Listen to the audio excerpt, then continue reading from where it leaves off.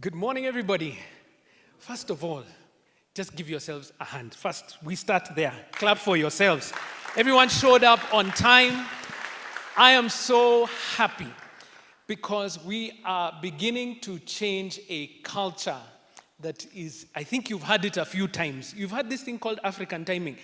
We have not seen it here. This, in fact, if you are on the online chat, good morning to everybody. I guess wherever you are in the world, it might be good afternoon, good evening, good night, whichever one it is.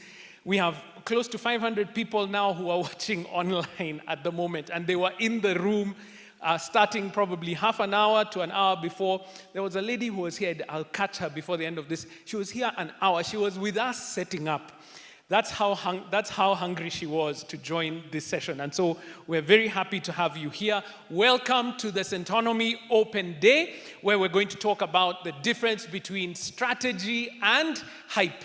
And I'm sure that's what everyone in this room has come to discuss, to hear, to think, and hopefully we're going to grow and build even as we come through. In case we have never met before, you have never seen this face, my name is Waithaka Gatumia, and I serve here at Centonomy as CEO, but also as one of the trainers. And this is a job that I love. I love because I see people's transformation. In fact, I know in the room and some people online, we already have some of our current students who are here and probably doing one of our other programs and saying they're coming to now learn about personal finance. There are those who are business owners who are in the room who have come to learn about personal finance as well and say, I want to build my wealth. So I'm really happy that we're taking time to learn, to grow, to build. Now, I am a teacher. And as a teacher, one of the things that we do is we repeat ourselves many times so that by the time you leave this place, by the time you've taken the notes, whatever you've written down, when you leave, there's something that sticks with you. So I hope as we go through this, you will not be annoyed with me for repeating. I want you to actually leave with something that will allow you to go and share with your relatives, with your friends, those in your community, so that we all raise our standards. So, if we're going to discuss strategy versus hype, I have to give you some examples. We have to talk about a couple of examples of strategy versus hype. There is one investment, ladies and gentlemen, that Africans, my fellow Africans, all of us in the room, that we have been hyping for generations. Now, all of you who have ever received advice from your parents or your grandparents, what did they tell you that you need to buy? Shout and write in the chat box. What do you need to buy? Say it loudly. You see, I didn't even have to tell you. Say it again. You must have what? Now, why? Did they tell you why? Did you understand the reason why? And this is what we talk about when we say hype. I'm just seeing all the chats that are, in fact, the guys in the chat box are writing in all caps, land. This is what we're talking about. If you are investing in land and you don't know why, that's hype. And many of us don't know. There's no strategy. Can you build wealth in land and in real estate? Yes. But can I prove to you that there is a problem in our strategy? I've done this long enough. I'm pretty sure I'm going to find a few of these people in the room. Let me just find them. They're here. Don't be shy. Don't worry, you are not alone. There are others here. So don't be shy. Please, if you're online or you're in the room here with me, and you have ever bought a piece of land that you have never seen, just wave at me like this. Raise your hand in the chat box. Please, you bought land, but you have never seen it. Just wave. I knew they're here. No, you're not alone. Wave with pride. No, I believe you're not alone. No, why are you doing like this, Ruth? I can see you. I even know you by name. Do it like this. Wave. And online, can we see them? Tuko wengi. In fact, that's the line that has been written. So, what is it for? There's no strategy. There's no plan. Mom and dad said we do what? You buy land. And so we have now done it then. Now, can I show you people with strategy? All those wonderful companies that you see selling you land are being strategic. Let me explain. They didn't buy 50 by 100 pieces of land. I won't ask you to raise your hand again. They didn't buy quarter acres. They didn't buy half. They didn't buy acres. Those companies went and bought a 5-acre plot. And then they did something that I'm sure all of us can understand. And it's not just companies. Members of SACCOs, see, we are here. See, your SACCOs are trying to sell you land. Same thing. They didn't go and buy half and quarter acres. They bought 5, 10 acres. Then they did what we talk about in the Centonomy class. They did what we call value addition. All the value is they did a rough Maram road, and then they said on their advertising, 50 meters from tarmac. Okay? Then they did a simple fence. That's all they did, a simple fence. And then they went and subdivided the land. Now watch this. Listen to this carefully so that you understand. They took that same piece of land and within a 3-month period are going to sell the same land for between, listen to these numbers. Now this is work that we've done within the industry. They're going to sell those pieces of land for between 30 and 60% more than what they bought. So within 3 months, they have made between what? 30 and 60% return on land. Good. Now, I told the people who have bought land and never seen to raise their hand. Now let's see. Those who are landowners and have been landowners for 10 years or many years, wave at me. More than 2 years, wave. All of us landowners. Have you made 10%? 5%? How much have you made? Do you even know? Has the land appreciated? Do you know? Do you hear the difference between strategy and hype? Can I give you another example? Very quick. Somebody online is saying nothing. Sally, I see you there. We have made absolutely nothing. The other one that came, and I got in trouble for this because I did a video a couple of years ago. And I went public and I said, do not invest in cryptocurrency. That was the title of the video. Now you can tell by how much noise that came out of this, how many people actually watched the video. Because in the video, I finished the sentence, if you don't understand. Now, in the crypto world, that's what was happening. People were getting involved in the cryptocurrency world because somebody had told them. And a lot of the growth and the way that cryptocurrency was being introduced into the market was as a pyramid scheme. What was happening? They were saying, join our group, okay? And what you will do is go bring 10 of your friends to join our group, and we're all investing in crypto. But you are never asking at that time, are we making money from cryptocurrency or are we making money from bringing our friends? Where was the money? Bringing your friends. So people were buying in and wondering where is the return, and you know, just like every other pyramid scheme, the lower you are in the rank, the less it is that you're going to make. In fact, sometimes you get in and lose money. So that's strategy versus hype.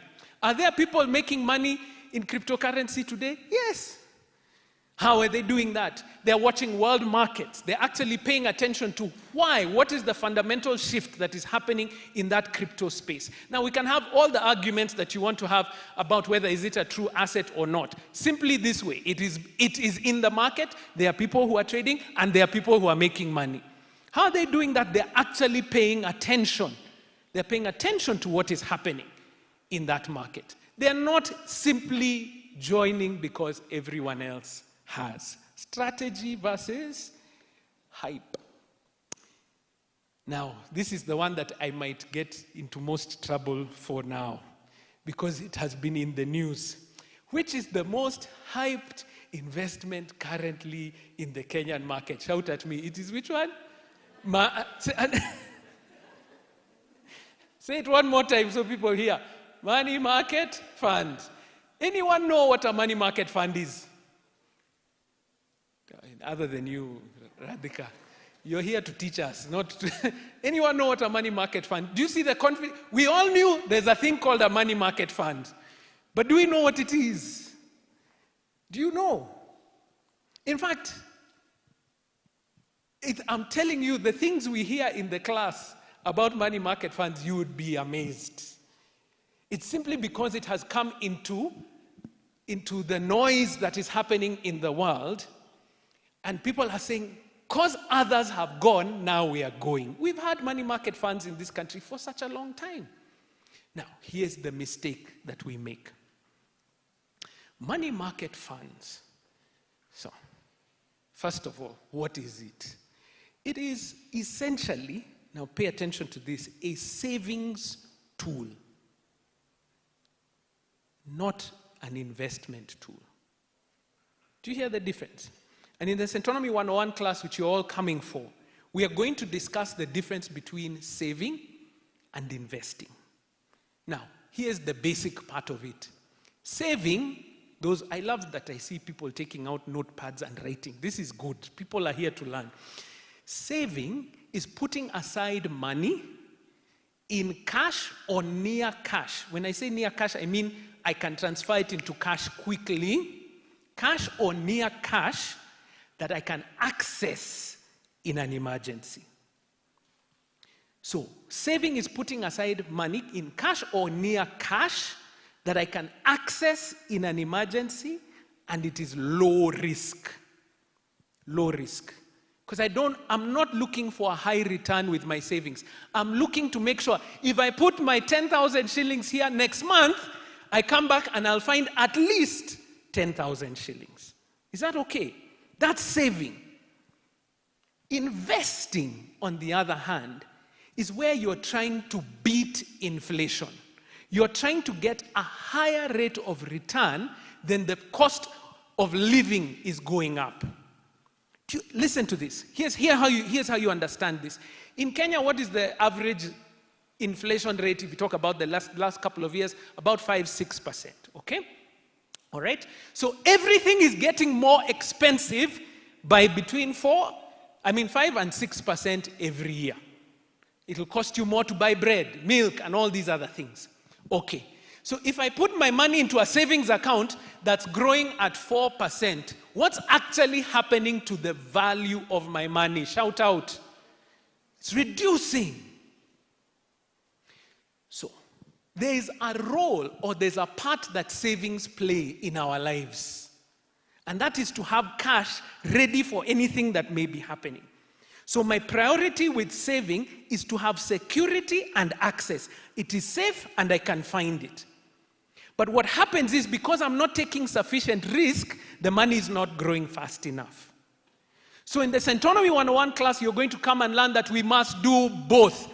We must save and we must invest. And they are not the same thing. We are saving to secure the present, and we are investing to secure the future. Are we together?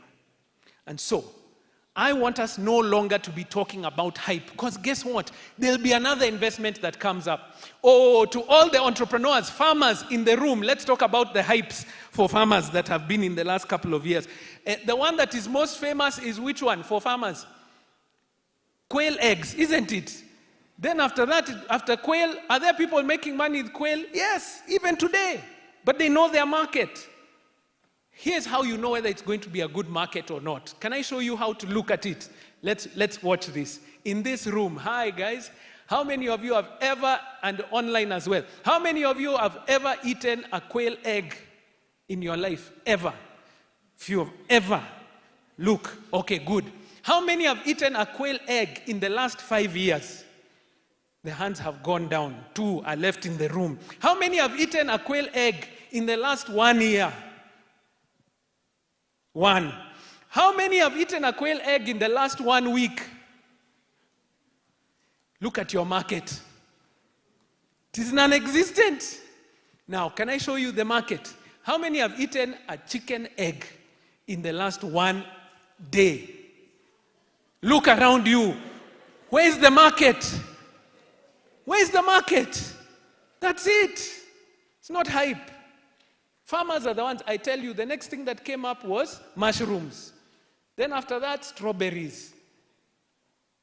Not that they're bad, it's just that you have not understood the market. So today, ladies and gentlemen, can we talk about strategy versus hype, if you don't mind? Everybody up on your feet, please.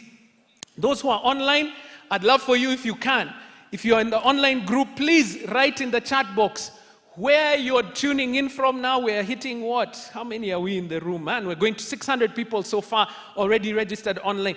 Excellent, excellent. Tell us where you are in the world and which investment you got into because of hype. Those who are in the room, in small groups around you, discuss which hype investment you got into. Quickly, tell your neighbor which hype investment you found yourself into. If you're far from someone, come close. Come close and tell them. You can go back to your seat afterwards. But for a second, which hype investment have you gotten into? Was it money market? Was it, what is it called? Timeshares? Do you remember timeshares? How are you doing? Do you remember? Yeah, which one is it? Tell us, guys, online, which investment? Dragon fruit. Hey, dragon fruit is what I got to. Hey, Kisumu, Riruta, Mombasa, Migori. Hey, industrial area. Kerugoya, Olkalau, Kikuyu, Kapenguria.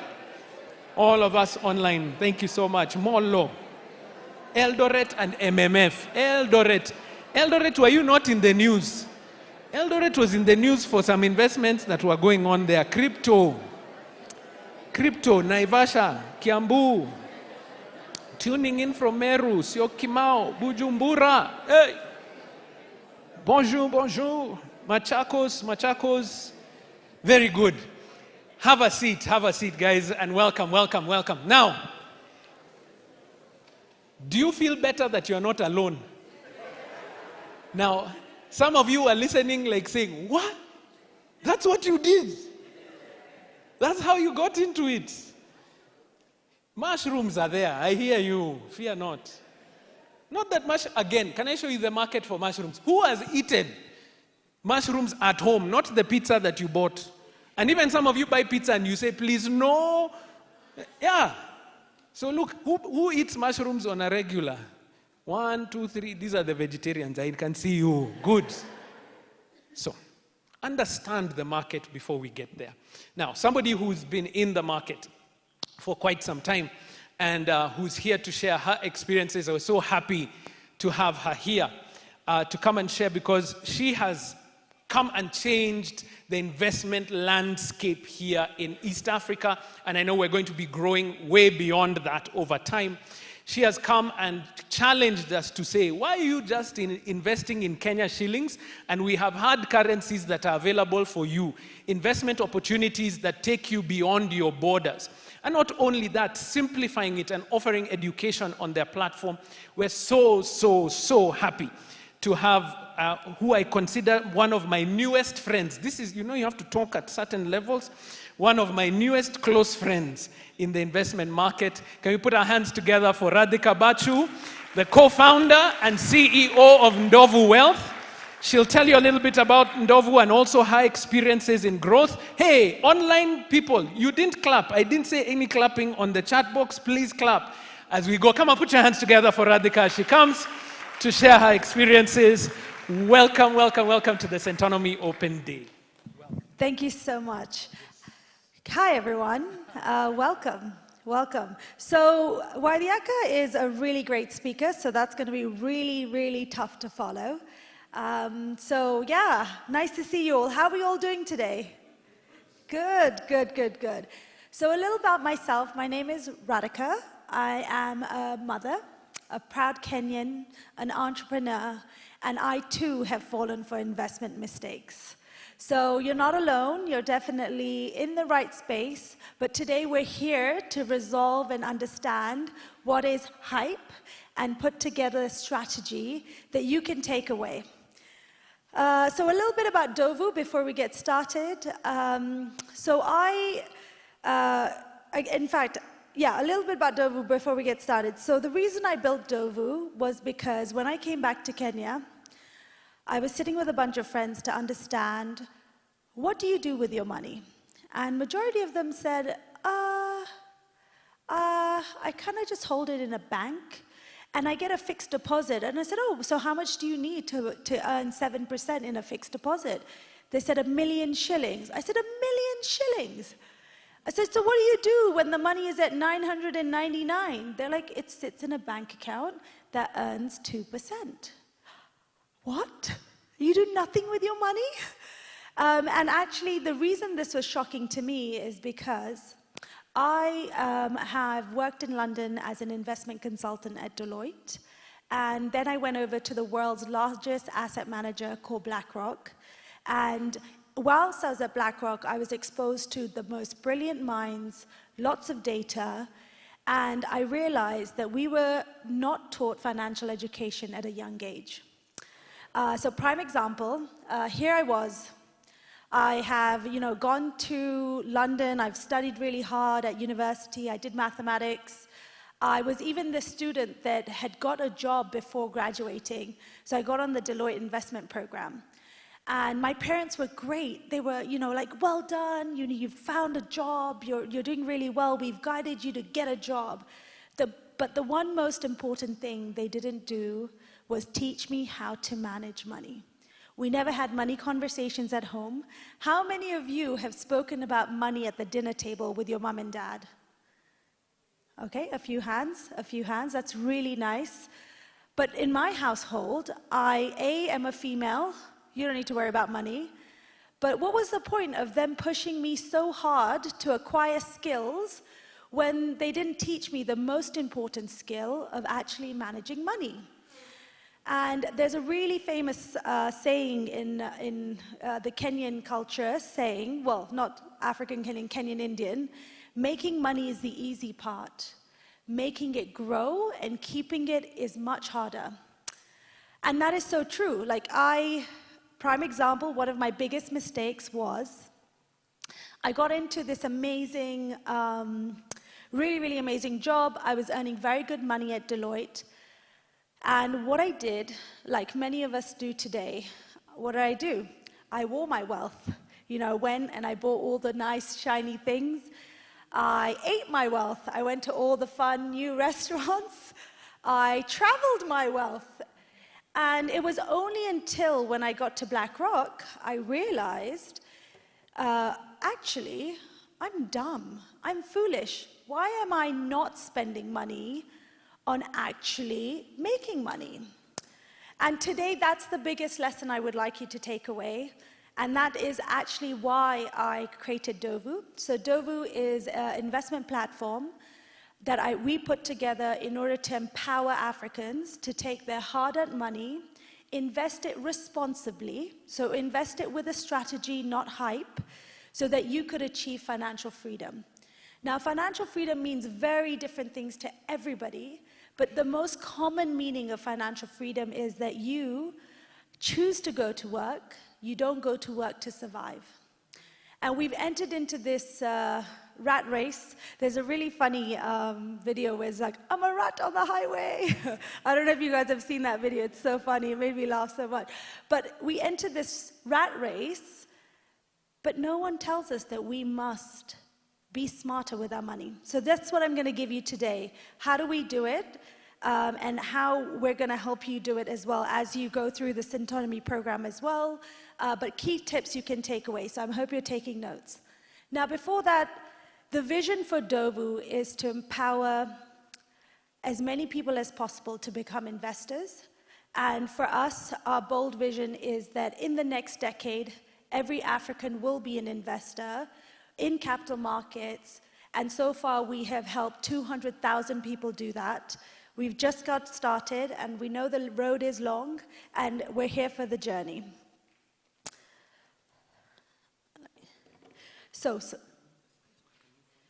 No, it's fine. I can do it. Yeah, thank you. So here's just some early truths that we all need to remember. This is the recipe to financial freedom. This is the recipe to say, I don't have to work. I go to work because I'd like to. Number one, we must spend less than we earn, but majority of us actually end up spending more. Look, the reality is that yes, you do need the car, right? We need the car to get to places. We need the car to be able to go and maybe pick up your children. It is a convenience. But the important thing is for us to make sure that we are not spending way out of our knowledge. And the way to do that is to understand what is your income position, what is my financial muscle. How many in the room today know exactly how much money you have in a bank account? Wow, okay. So now there was about 5 hands, and we're a room of nearly 100 people. That's step number 1. Before you go to bed every night, maybe the really successful business people I've met have a piece of paper in their pocket. When I go to speak to them to invest, I'll say, oh, what are your investment strategies? They pull out this piece of paper and they're like, this is how much I have. And they do it daily. You need to know how much money you have at any given point, because that means you are now thinking about money and you're thinking about how you're spending. Otherwise, what's happening is we're out on a night out, you're consciously saying, oh, I'll just buy this. Unconsciously, I'll just buy this. But actually, if you know how much money you have, you're like, hold on a minute, I'm not gonna spend 10,000 shillings. I'm okay. So that was the first takeaway. Make sure you know how much money is in your bank account and make sure you're spending less than you earn. Another really common thing, you should not be spending more than 30% of your income on housing. Would anyone like to share how much they spend on housing? Do you want to do a quick math? So let's say you earn 100,000 shillings. Ideally, you should not be spending 30,000 shillings a month on housing. And I know it's really difficult, but you know, there are some things when you're growing up, you need to make sure you are making some small sacrifices so the future self can thank you. And I'm going to show you how to do that shortly. Another common mistake that we make is that we spend first and then save. The problem with actually the banking system in Kenya is you can't set up a direct debit. You can do a standing order, but the problem is, like the earlier video, is that you know you need to do it, but a lot of us don't do it. And the idea is that if you could pay yourself first, that is a really great way to grow. And the one thing I would say is that as a rule of thumb, you should be looking to save at least 15% of your income every month. And then once you save it, we will invest it with you. So we need to make sure it grows. Invest consistently. You've probably heard loads of people on social media tell you the importance is building the habit, whether it's 500 shilling a week, whether it is 1,000 shillings a week. The idea is that build that habit, and the perfect place for such small money is a money market fund. So how many of you in the room have actually got investments in money market funds? A lot of us. And I think it's a great savings tool. And the industry are going to kill both of us because they sell it as investments, but it's a great savings tool. And avoid bad debt. Oh my God. How many of you have borrowed to go on holiday? How many of you have borrowed to buy a new phone that you don't really need because it hasn't really changed anything? Right? Yeah. So avoid bad debt. If I was you, I'd only borrow if it's going to make me more money. And that's where a strategy comes into place, because now you're not just borrowing for consumption, you're borrowing because you want to make money. And lastly, keep learning. This is why it's so important to upskill ourselves. So going back to my example, I lived and ate my wealth for 5 years. If I had a strategy and I invested that wealth, so you can imagine the salary at Deloitte was very, very good. I didn't pay rent. I didn't have my car was paid for, but I spent and wore all my money, and it's been one of my biggest regrets.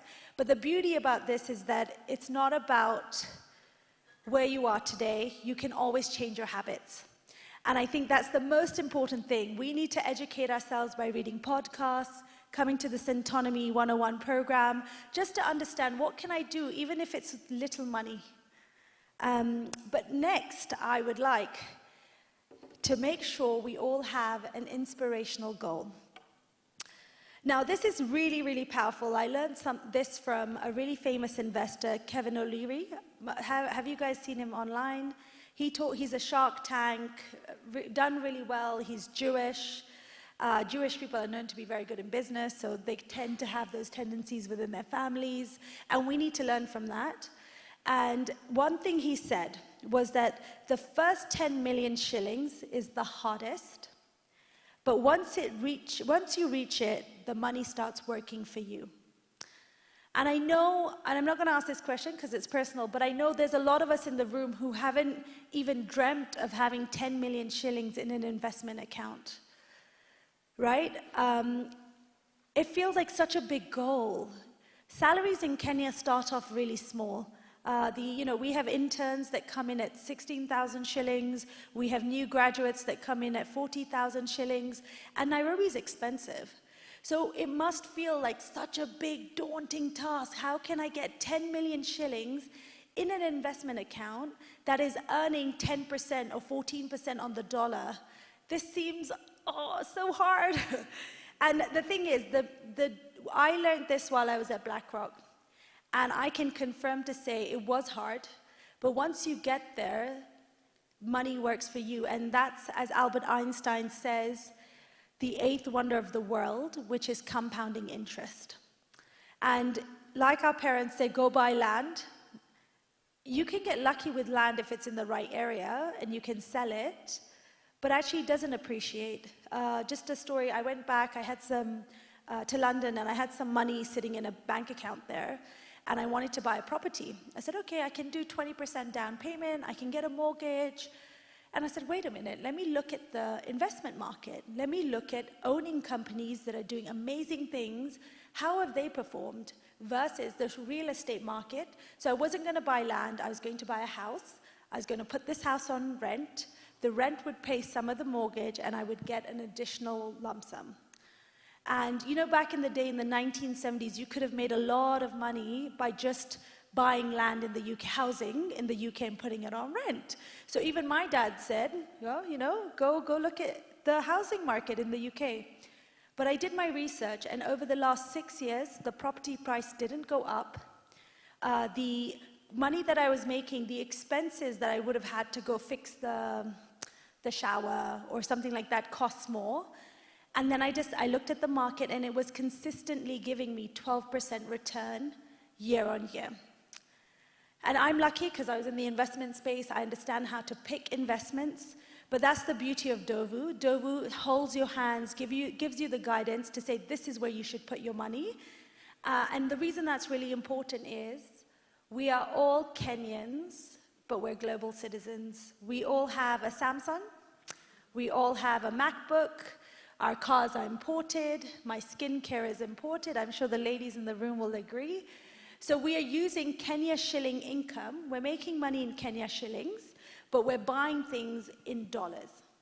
So the rule of thumb we have at Ndovu is to say you should have 50% of your wealth in Kenya shillings and 50% of your wealth in USD, a hard currency, euros, GBP, because we're constantly consuming in dollars. So interesting fact, Kenyan's inflation is at 5% on average. Over the last 5 years, we've lost 16% of our value to the dollar. So 5 years ago, I went to buy this phone. It was $1,000, 100,000 shillings. And now if I go to buy the same phone, I'm paying 16,000 shillings extra. And that's what we don't realize. And before you know it, unfortunately, because we're in Kenya, not only do we have to fight with inflation, we have to fight with the currency depreciation. So it's important to be able to have a strategy to say, okay, how do I make my money grow? So I mentioned the 10 million shillings. Oh my God, it feels like a lot. How many of you would agree it feels like a lot? It's a lot of money. But here on the screen, you can see, now of course, everyone's financial position is different, okay? And I know some of our graduates and interns who come in would say, oh my God, getting to 10 million shillings is really difficult. But I want you to start thinking of yourselves as businesses. You're not just someone who goes to work and has a job and has a steady income. You're a business. If you set your mind to getting 10 million shillings in an investment account, this is how I would do it. So I'm young, I'm as an intern, I'm earning 40,000 shillings. I know here in 20 years' time, if I invested 10,000 shillings a month, which is still a lot, you can start with lower, but this is just an example. Actually, I'm a student, I can get to 10 million shillings in 20 years. Oh my God, 20 years feels so long. It feels so long. But actually, in your career, you're going to have progressions. You're going to move from one job, move from 40, you're going to get to 60, you're going to get to 70, but you cannot be living the social media hype. So this is for the younger generation. You can't be wearing your wealth. Don't make the mistake I did. Make sure you're investing and make sure you're living below your means so you could get there. Because the beauty of getting to 10 million shillings and earning 14% means you can cover your yearly expenses, right? So you can cover your housing, going on a nice holiday. You could even use it to supplement other things, pay for your mom. The idea, the concept though, is you need to get to your first 10 million shillings, and that's when your magic happens. Because think about it, earning 10% on 100,000 shillings or earning 10% on 10 million shillings. The number is dramatically different. And that is what we are not taught. And if you go back to our parents' generation, they made sacrifices, right? I didn't go on holiday until I was 16, actually. My holiday was going to my grandma's house. And it was fun, actually. I had a really good time. But it was going to my granny's house. And now, because of this social media age, the hype, we're comparing ourselves to people who probably their lives are probably not true, or they're in massive debt. You don't want to be in massive debt. That's setting yourself up for failure. And so the idea is that let's not do that and focus on saving and investing responsibly. And then you can see here just the tiers. So of course, if you're in your 40s and you have a much higher salary, in 5 years, you can get to your goal, but that means for the rest of your life, you are financially free. You can do the things you want to do. You can achieve the goals you want to do. You can go live in shags and just farm if you wanted. But the idea is that we first need to save to the first 10 million shillings, and then you let the markets do the rest. By the way, I'm really proud to say I'm already there. So my Ndovu salary is not big. And I'm more money conscious now than I was when I was at BlackRock. And it's sacrifices you make. I still go on that one holiday, but every single day I'll bring my lunch from home. I don't buy coffee, I carry my coffee, because these small expenditure does add up. So I'll give you an example. If you go to Java, coffee's 300 shillings. I go to work 5 days a week. That in a year is 150,000 shillings, invest it. It'll help you retire. So it's just making small sacrifices, but I'm still going on the nice holiday at the end of the year. It's about making small investments and better money decisions. Now, lastly, I'm a mother. How many of you are parents in the room today? Lovely. Yeah, really, really nice. One thing I want to do with Ndovu and with my children is actually pass on financial wisdom. So I have a very nice example saying that if I simply put 10,000 shillings as a parent away from my child from the age of 0, so that's 18 years, I'm putting 10,000 shillings, they get to that 10 million mark. Right? So instead of saying to them, oh yeah, we put you through school, here is 10,000 shillings in an investment account at the age of 18, I wouldn't give my son or daughter that, maybe at 24 because they're a bit more mature. But that is the biggest gift you can give your children. How many of you would love if your parents said, hey, look, this is your investment account, but they didn't have the knowledge? And the most beautiful thing is that they might say, actually, I don't even want to go to university, or I don't want to do this, I want to start a business. You can say, brilliant, here's 2 million shillings, I'm going to enjoy the rest of the money. But the idea here is that we want to give our children financial wisdom, talk to them about money regularly, so they understand that money is a tool, and if managed correctly, you can achieve financial freedom and you can do great things. So I'm going to close on that. And I know that there's some questions, yeah? Brilliant. Okay, perfect. Guys, did you learn something? See, that's worthy of a hand clap. Thank you. And everyone online. So we'll take just a couple of questions real quickly. So if you're online, just type it in the Q&A section of the Zoom room that you're in, Q&A, so that we can find the questions. If you put it in the chat box, we'll find it very hard to find your question. So put your question in the Q&A. In the room, the first two hands that go up are the ones that I'll go for if you have a question around this one. And, okay, good, one, no problem. That's the one that we'll take. And then move from there. Please, your name and question. Yes, my name is Gift Aida. So nice my question, same here. My question is, could you help expand more about safety? How safe is quote unquote your investment? Because I think a major fear would be that over time you saved all your money, then you hear like, there's a scandal or so and so went with your money. How can one ensure that, fine, you're investing, but your money is safe? Yeah. Yeah, no, great question. So for the ones on online, I'm just going to repeat the question again. So the question is, how safe are Ndovu's investments, and also how should we also be able to look at other investments and understand how safe they are? So I'll take a step back. So first of all, I'll talk about safety and then also how you build safety in your investment strategy as well. So the first thing, Ndovu is regulated by the Capital Markets Authority of Kenya, Rwanda, and Uganda. And we're also regulated through our partner in the SEC and the FINRA in the States, which is really important. And once you're regulated, the framework that you should look at is, where does your money sit? So who is the custodian or custody of your assets? Who's doing that? So with Ndovu, the example is that when we collect your funds, so when you come onto Ndovu, you can either invest in our money market fund, which is giving 13%. I use the word invest because that's what the market says. I mean save. And you can also access the S&P 500 or the gold fund or the technology fund, and I'll talk a little bit about that. But the idea is that the money doesn't come into Ndovu's operational account. It goes into a custodian account. And the only instruction that we can give the custodian account is two things: buy investments or settle to our clients. There is never a way we can say, please send the money to our account. And that is the job of the regulator, to make sure we're using the right custodian. So let's say you've gone and you've bought a money market fund, message your relationship manager and ask them, who's your custodian?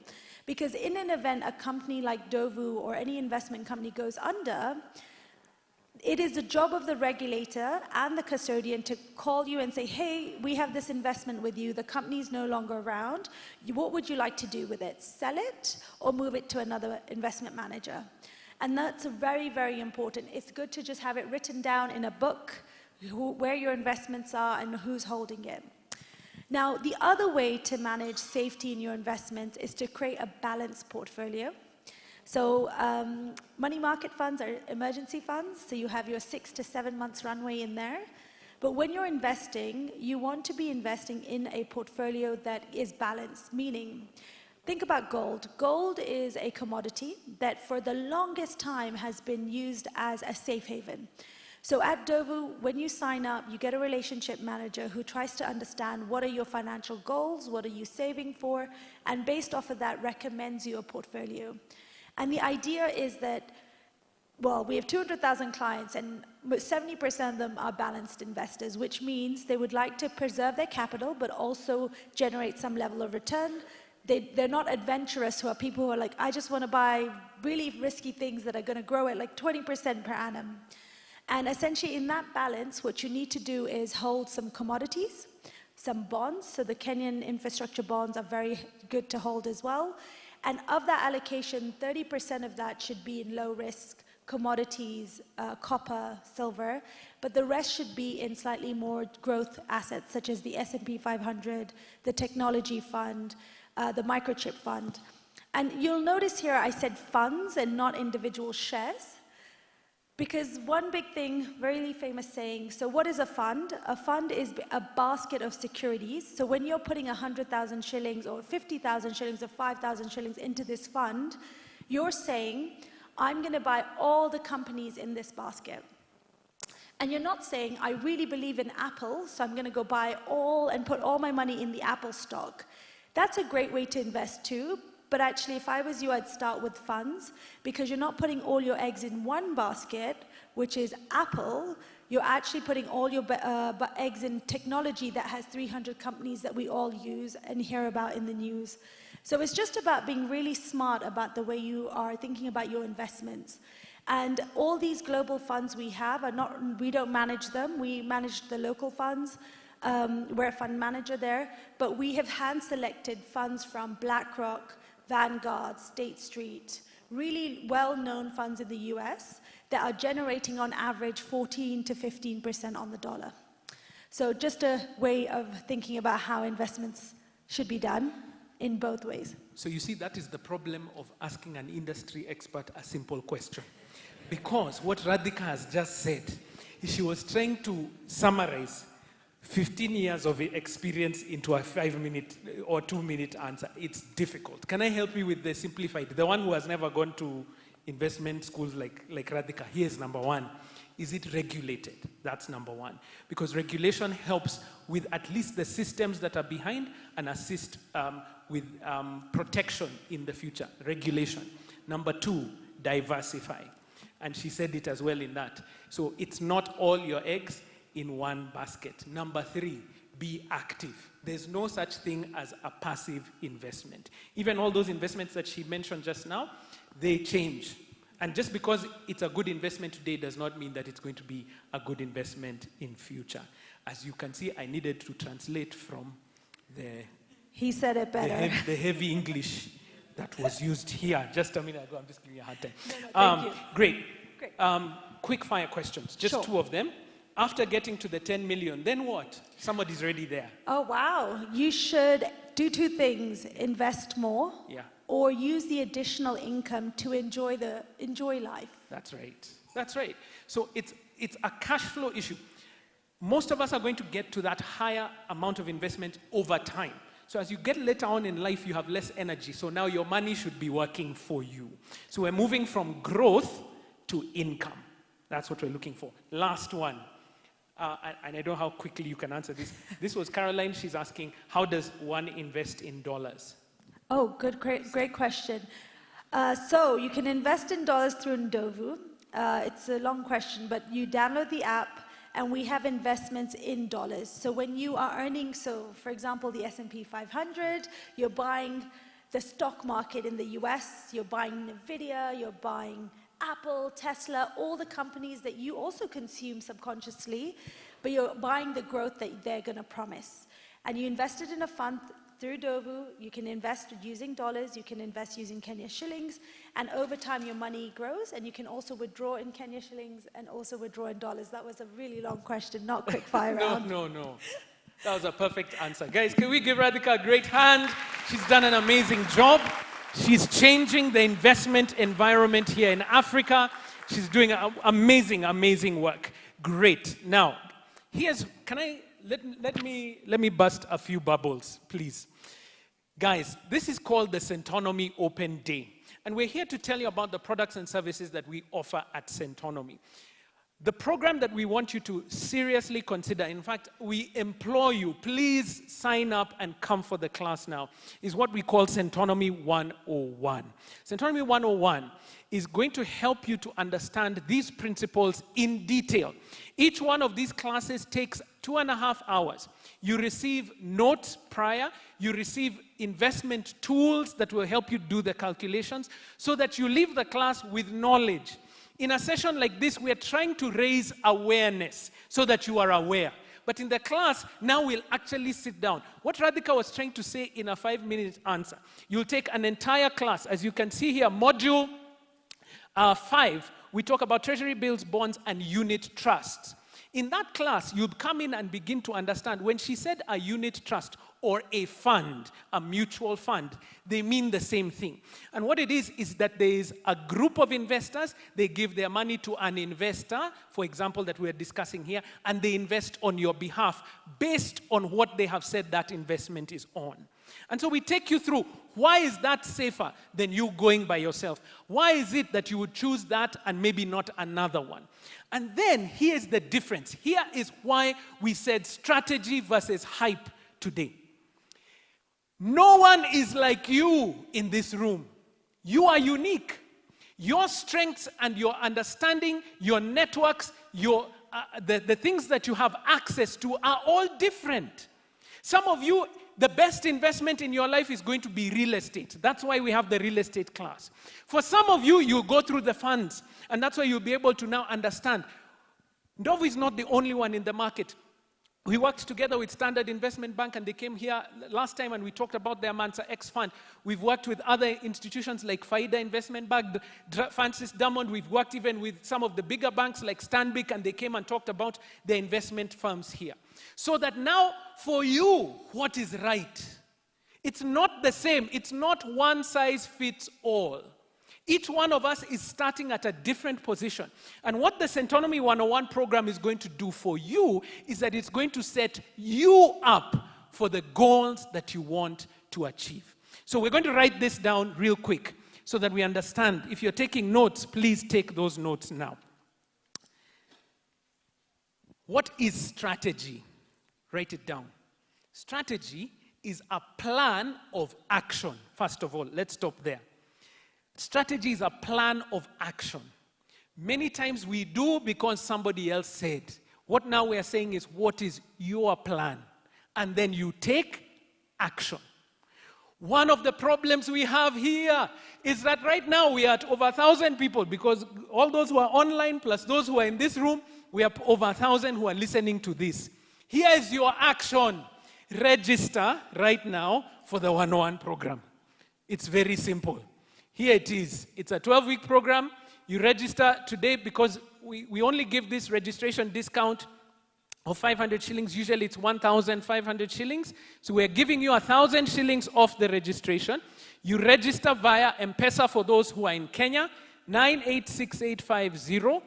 You put your name, for example, Waithaka, and the number's 101, so we know which one is coming in. So like Jane 101, register, all right, the account, your name, and 101. That's an action. What does that action begin to force you to do? Now that I've registered, where's the rest of the money to come into the class? So that you put into place the strategy. I won't tell you to raise your hands or to put it up. I know in this room, there are people who have come for multiple open days. In fact, you heard about Centonomy. We've been doing this for 16 years. You heard about it 16 years ago. Do you know how much the program was 16 years ago? It was 20K. Now if you come, it is how much? 49,500, but you're getting off that amount that is there. So ladies and gentlemen, if you take the action now, it has an effect on your life. So strategy is a plan of action designed to achieve a long-term or overall goal. Designed to achieve a long-term or overall goal. What do you want? And we spend a lot of time in the class asking you that question. Because for some of you, like I'll explain. I like cars because I just like them. So one of the things is that I want to drive a nice car. My wife, on the other hand, does not know anything about cars. She'll pass by one and just say, oh, that's cute, and that's all. She knows nothing else. Now, I'm not saying that women don't know, but please, ladies, I am speaking about my woman, my wife. I know the others who know machines here. But my wife will just come and say, that one is cute. And I'm like, babe, please. Why? Because she has no ambition there. So for her, so long as it is cute, it's sufficient. Me, I need a machine. So what's your goal? For her, priority is travel. Me, I'm fine. Holidays, we can stay home. But for her, we must go. We need to move. So what is it for you? What goal or aim do you have? If you don't have a plan to achieve that goal, then there's trouble along the way. So I've asked you, what action are you going to take? For those who are outside of Kenya, I know we have quite a few of us online. If you can't pay via the Mpesa, you can pay via our bank accounts. And for those who are online, just take a quick screenshot of the bank details. You can pay in $5. The registration is $5 US. That's all you need to do to register if you're outside of Kenya. And if you're looking for another way to pay, we can use PayPal. The account number you'll just put in there is finance@centonomy.com, and you put $5 through PayPal. If you're using Mpesa, you'll email us, finance@centonomy.com, and you'll receive a link that allows you to pay the $5 if you're using your credit card or you're using a debit card. Those are the ways you can do. So those who are online, just take a quick screenshot so that you know which way you're going to come. One more time, teacher in the house. Strategy is what? A plan of action. So it's not just knowing. Coming here for this session, well done. You took the first step. But what's the next step? Register for the class. Designed to achieve a long-term or overall goal or aim. So what do you want? And the Centonomy 101 program will assist you in doing that. I am so happy because this is the first time we're doing a panel discussion or at least an interview sort of session here in the open day. Ladies and gentlemen, I want you to put your hands together for our next guests. They are not just friends of Centonomy. They've been through the program and they're here to tell their story and the journey that they've been through. They are not only telling their story in general, they're being specific because they live in the same house. And for those of you who have spouses, those of you who have good friends that you live with, sometimes you know money can be a real deal. So guys, can we put our hands together for Althea and Matu as they come to share their experiences, having been in the Centonomy program. As they come up, thank you so much, guys. As they come up, I wanted to let you know that if you come into the program with your spouse, we give you a 10% discount because we know it's the same household that is paying. Karibu. Actually, come on to this so you're not in the... Yes, that's the one. That's right. So you're not... I can see I put it against the screen there. Because we know the money is coming from the same household. So if you don't mind, one more time, can you give them a hand? Coming to share is not easy, especially when you're sharing, you know, the things that happened at home, yeah? It is serious. So Matu, how did you end up in Centonomy, if you don't mind? Give us just an overview of how that happened. Morning, everyone. I'm Matu Kihato. This is Althea Matu.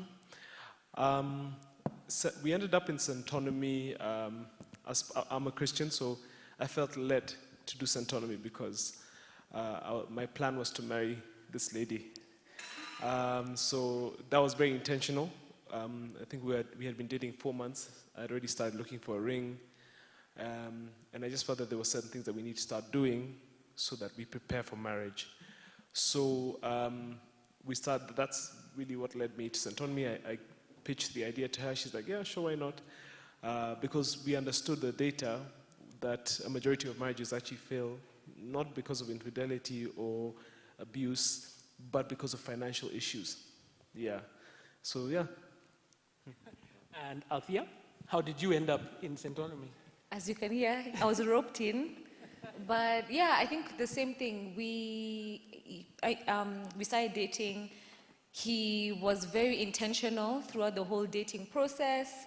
And one of the things he said is we have to talk about our finances and be on the same page and aligned before we get into this institution of marriage. So we looked, I think you Googled or something, and then just like money management classes, and Centonomy popped up. So we discussed it, called, registered, and started the classes, yeah. You know, Matu, I have to ask you this question because generally it's the other way around. What generally happens is you find a lady coming and saying, hey, come to her man and come into this class. How are you so woke that you are the one who inspired this? I'll say it's 2 levels of exposure. I've seen the level of exposure where you see families that don't have this conversation and they do really badly, and then families that do have these conversations and do really well. So I knew very early on, from when I was a kid, the kind of family that I wanted to have. And it was the latter. I wanted to do well, I wanted to be wealthy, because I had been exposed to that in intensity, and my grandparents were a fantastic influence over my life in that regard. So that's you'd say I was woke, but really it's just I learned from what I saw. Yeah. So Althea, looking back, before Centonomy 101, what were some of the financial habits or decisions that you thought were smart at the time, but maybe you've realized now they were more hype than strategy? I think saving your money in a savings account. Because we were taught save your money, so I bank, I won't say the bank, but you know there's the check-in and there's a savings account. So for like a year, diligently, I was putting my money in my savings account. Then I think at the end of the year is when you get interest or something. I saw the interest, it was like 1,000 shillings. I was like, we're joking. What? No, like how does this even make sense? So I think, and then I even called you, I think. I was like, this savings account, like this is not really, what I'm putting in, the math is not mathing. So I think, yeah, looking back, that's one thing I would say was more hype. And after joining Centonomy, I've seen different ways of growing your money and saving that are more effective. Good. Matu, did you discover anything yourself? There's a few things that I discovered, namely my relationship with money. I had to learn to develop a more positive relationship with money as opposed to, because there's a class that discusses what you think, your experience or your relationship with money, where you discuss what does money mean to you, what does it make you feel, and so on and so forth. So yeah, really learning that I had to work on that. I'm a big proponent of therapy, and it's something I actually took to my therapist and we unpacked so that I can build a healthy relationship, because I think a lot of the time you find you're afraid to have too much money because you don't know, you get the feeling that people will judge you differently and so on and so forth. And then you don't want to have nothing, otherwise you're going to suffer. So yeah, really learning a positive relationship with money, to say that it's okay to have a lot, it's okay to look for a lot, it's okay to preserve your wealth, preserve your resources, save, invest, and grow your money. It's okay. That's what you're supposed to be doing as an adult. Wow. Althea, I'll ask, were there some financial habits or mindsets that you brought into the relationship that maybe that they weren't aligned, so maybe you clashed on them, and how did you navigate that? I'm laughing because he calls me a miser. I can have so much money, but the way I'm moving, you can think I have two bob. But I think, and he's opposite. He's a spender. Like, Matu will spend, lavish things, and so that was. It's not that bad. It's not that bad. So he's the one, you know, in the marriage, someone is hiding things. He's the one who hides his packages and what he's buying, yeah, from me. So in the beginning, if we hadn't ironed that out, I think it would have been, I don't know if it would have been an issue, but I think it's something we are learning about each other. So sorry, what was the question? So it's about where there might have been some clash on it. As you're saying, you want to keep saver, money. Yes. And I think where we didn't clash is now we just work on each other's strengths. I think in marriage is a partnership, so you have to just work on each other's strengths, and we don't do things in the status quo. So since I'm the planner, I'm the one who is tracking our finances, savings, investments. That's my strength, so he leans on me to do that. And then his strength, he says, is making the money and spending. Yeah. Now let him speak for himself. Let me What speak are for your myself, strengths? because now we are slandering. For me, one of the habits, obviously, is because growing up, my relationship with money was very feast or famine. That's part of what I was exposed to. So you find some days you're told you have, other days you're told hakuna. So, and I know it's quite common, yeah. So I had to learn to be okay with the consistency of income, especially when my business stabilized, which was a challenge, because you go from having this today and then this tomorrow to always having this and being consistent by the grace of God. And you have to now change to suit that. So with Centonomy, because at that point in time I was in the middle of a transition, I started doing business independently, started my own, I had gotten rid of, not gotten rid, but I had bought out all my partners. Now it was just me by myself. And I saw a lot more growth. So the habits that I had to unlearn was that relationship that I had, the feast of family relationship, and just believe in the abundance of money and work towards not having money, but having an abundance of money. So that was really important. It goes back again to my relationship with money. Yeah.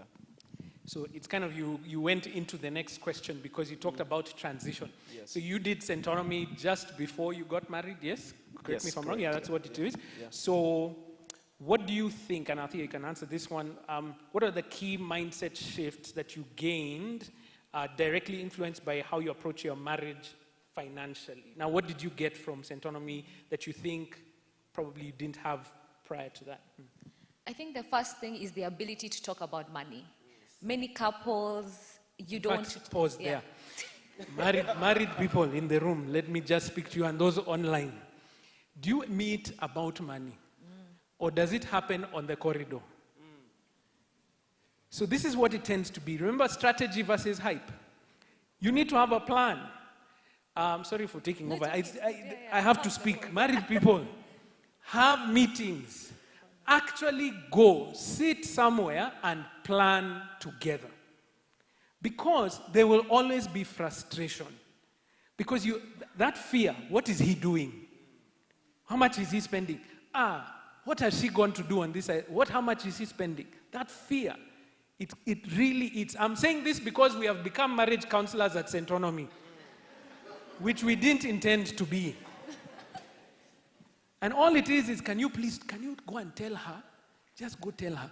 No, you do. Have the meeting, okay, and pause. Continue from there, sorry. It's a good point because even when I was talking to my friends, I think there's a class when you're supposed to be transparent about like what you're earning and stuff. And he's seen my contract because I'm employed. In all his companies, I see the books, I'm a signatory. But I was talking to my friends, they're like, my boyfriend cannot know what I earn. My fiance cannot know what I earn. I'm like, guys, what is the fear about this? So you're going to be married, share your bodies, everything, but you can't talk about what each other earns. I mean, yeah. So I think Centonomy let us have that conversation and be comfortable, to having those conversations. And then I think the second thing is what he said. There's a class, I can't remember which one it was, but you unpack your relationship with money. You don't think that money is something people have a relationship with, or people have different relationships with based off of what they've seen, how they grew up. So it really changed my mindset to be like, oh, okay, my husband may have a different relationship to money than me. And I need to understand that. Like for him, he had this feast of famine sort of mentality. So if we didn't unpack that, I wouldn't understand. Like why when you've gotten a big deal today, are we buying 10,000 items? And then for me, because I've been employed since university, I've always had a steady income. So I know the salary is checking in at the end of each month. So I can, steadily plan myself. So I would hate on him if I didn't understand that that's his money relationship. And then from that point, we can discuss it. So I think, the two things for Centonomy was helping me discuss money in my marriage and then understanding my partner's money relationship and then unpacking that. Good. Anything for you, Matu? Yes. I would say there's quite a few things. I think for me, obviously the most important, the relationship with money. Understanding... Because for me, when we were planning on getting married, the one thing I wanted to do is create the environment that I saw my grandparents have when it comes to money, and I saw make them wealthy. Yeah. As in, those guys had wealth forever, until generations. It's supporting generations today, myself included. So I was a firm believer in I wanted that. I didn't want the idea of I'm hiding accounts or I can't tell her which business that I bought. Or what I'm investing in. I don't like that. Yeah. So this kind of gave us the forum to learn how to talk. Because you see, there's the desire and then there's the method on how to have that conversation. Centonomy, because you're not talking about it from the perspective of fear. Because it's a scary conversation. I'll speak as a guy. It's scary to, even when we first started dating, I wasn't doing well. To tell her, by the way, this is all I can afford right now. Our first date, I just told her she's very expensive. She wanted us to go to, what is it called? I sent you a couple. She sent me very expensive. I said, Apana, mimi nataka art cafe. That's the best I can do right now, and it's still expensive. Yeah. But I said, okay, let's just go there. Then. So we went there, and I was honest with her. There's times that I'd say, I can't afford to do it right now. There's something I'm investing in the business, da. And she just understood, and she said, okay, fine, let's go here, or I'll pay for it. Yeah. So I put my ego aside. Yeah, which I think is a hard thing, because it's not, a lot of the time guys don't talk about their money, not because they're scared of them finding out how much they have, but also them finding out how much they don't. Because the fear is, if she finds out... Say that again, one more time. Guys are scared to say how much? You see, men are not afraid of women finding out how much they have. How much they are more afraid of them finding out how much they don't have. Guys, get it? Don't say amen, but you felt it. You felt it, right? Yeah. There's a pressure. Yeah. And there's an expectation. Absolutely. And especially from the person who a few minutes ago was saying they were the saver. Let me just come closer here and say the saver was the one who mentioned on their first date the expensive places. Let's just set standards that way and be clear. Hey. So, fast forward to today. What does financial strategy look like for you guys as a couple? Now, whoever is good to go, what are you guys doing differently? Yes, as a team. Not even differently. What are you currently doing? Okay. One thing I do is consult. We have conversations, but right now our strategy has been mainly on growing the business, which is doing well by God's grace, but growing that and establishing it to the next level. That's one way. Other investments now on a more personal is a lot of savings. We actually opening up. In fact, can I be very honest with you? Yes. Just to be transparent, that's her department. I really don't know what she's doing. Okay. I just gave her the money. Okay. So, manager, please tell us, what are we doing in this home? So I said, I touched on it a bit, like the planning for the finances is mostly on me. Yeah. So for now, I think we save 20%, invest 20, and then 60 is for expenses. I don't know if that's the correct formula from Centonomy. I may be in trouble, but that's what we're doing. So even now, we're just starting a property investment as well. So the savings and the investment culture is very much still ingrained. And then we also have a daughter. She's a year and 3 months. So I'm happy you touched on the starting an investment fund for her. So we're in the process of trying to start that up as well. Wow. You already took us to the next question, because I was going to ask, do you have different roles? And you explained. I'll add this. Please go to your strengths. Not everyone is built the same way. So if somebody has a strength in that area, and I think, Althea, that's what you're saying, you know how to manage, you pay attention to the details, then let that person pay attention to the details, If you're more the kind of adventurous person, I think I've said that many times, if you've ever listened to me speak about my wife and I, she's more cautious, and she'll take time to think through, and she has saved me from many terrible investments because she forced me to think one more night, right? But I also make a difference. Hey, babe, I know you're watching. Just, you are not alone. But on the other side, I found that I push her and pull her out of comfort zone that we would never, point again, yes, so that we don't end up in the same place. Absolutely. So it doesn't have to be, that role is not 100%, it just seems to work out for us. I think focus on your strengths and let your partner grow also and push you in that way. What has been the biggest, you wanted to say something about that? Yes, I did. So, because I didn't say it earlier, my role is I look for the money. So you do say I look for the money. You look for it, yes. Where it went. Good. I find it, I bring it home. That's what I specialize in. Yeah. Good. I'm not the best at the spending, but I know. At least it's there to be finding managed. it. Yeah. No, I like that. So what's the biggest impact that you'd say of aligning financially before marriage? I'm sure you have friends, relatives that you've been and you've seen other spaces. And here I'm talking about emotionally. That emotional connection that you have, issues around trust. What has that meant for you guys? I think for me, the biggest thing is trust and peace of mind. Because I know, unless he decides to be crazy, he wouldn't, make unsound financial decisions that will put us in a hole. That happens in marriages where someone passes away, even when they're alive, and then you're just finding the house being auctioned. You're like, what happened? Where was our house put? So I think because of having those money conversations before, there's a level of trust you have and a level of peace of mind getting in our marriage that I know, okay, we're on the same page as far as I know, and things are okay. Yeah, so I would say trust and peace of mind. Okay. Yeah. And for you? For me, it's reassurance, specifically for her, because the one thing I always believed is, as a man, you have to make your family, your wife and your children feel safe. So my dream, my job actually is to always, I talk to her so that she feels this is what's going on, and because she likes to know things. Yeah, she likes to know things. Sour. So she loves to know everything. Even when we are planning a surprise party for her, she wants to know where is the cake from. That's how much she likes to know. Sorry. But yeah, because she's so curious, I think it's important to create an environment where she knows this is what's going on, this is what we have, this is the project that we're doing, this is how much we're expecting from it.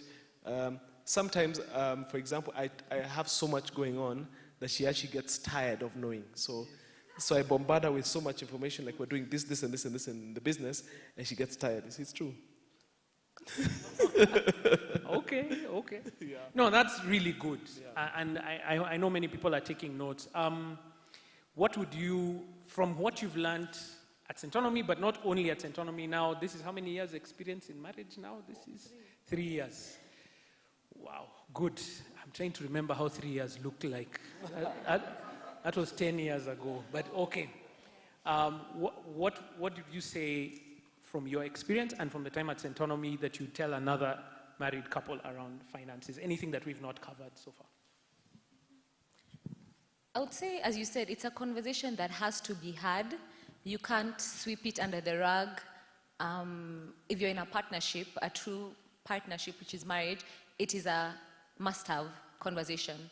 So better to get it done early when you're dating, engaged before marriage, than when shit hits the fan, and then that's when we're now coming to start talking about money. So yeah, I would tell any couple, any married couple, it's never too late. So yeah, start now.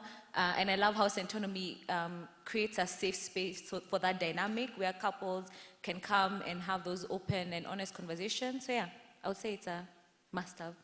Very good. Matu, yeah.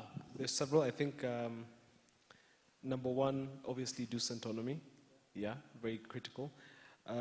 Number two, I personally believe in starting a journey of self-discovery through therapy, so that as you go into something like Centonomy, you're more self-aware, so that you can learn more about yourself, money, and see money differently. Yeah. You see, and I think last but not least, and I think most important, is build a relationship with the higher power, with God, because He's the one who gives us the ability to make wealth and to preserve it.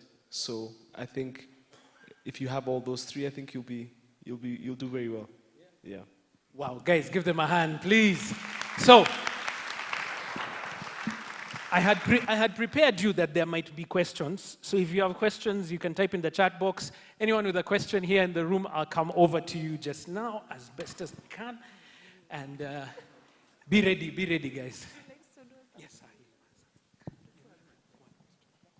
Good evening. Good morning, everyone. Okay, my name is Kelvin. I'm also married for 3 years.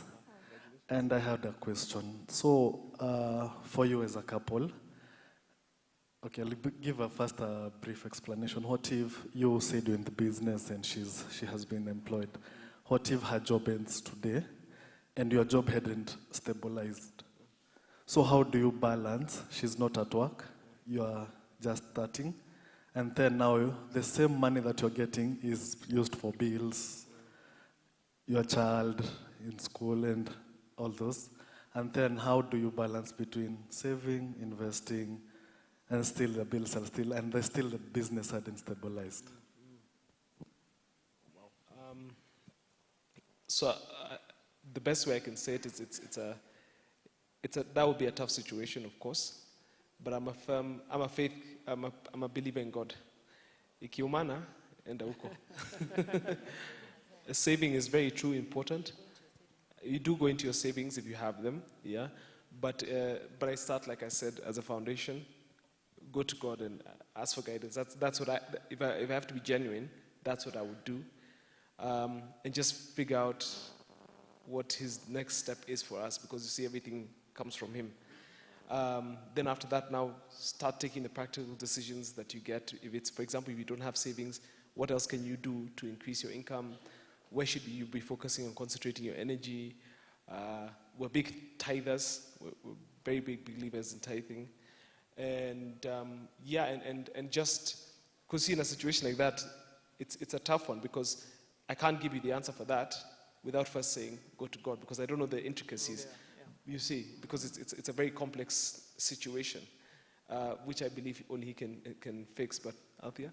Yeah, I was just going to say, that's why I think even in Centonomy, you're always told to, when things are good, build up your emergency fund, because things like those can happen. So if you are being diligent each month, putting some away, you have that emergency fund for those issues that may arise, and then, hopefully that can carry you guys for some time as you, start to look for what to do. But also, then you'd have to cut your expenses. So I would say, in that period when she doesn't have a job and you're the sole provider, you start looking at what are the necessities, right? So rent, food, and, you can cut down on maybe clothing. You can cut down on what are the words for the things that, not needs, wants. You can cut down on the wants and focus on the needs for that moment as you try and build yourself back up. Yeah.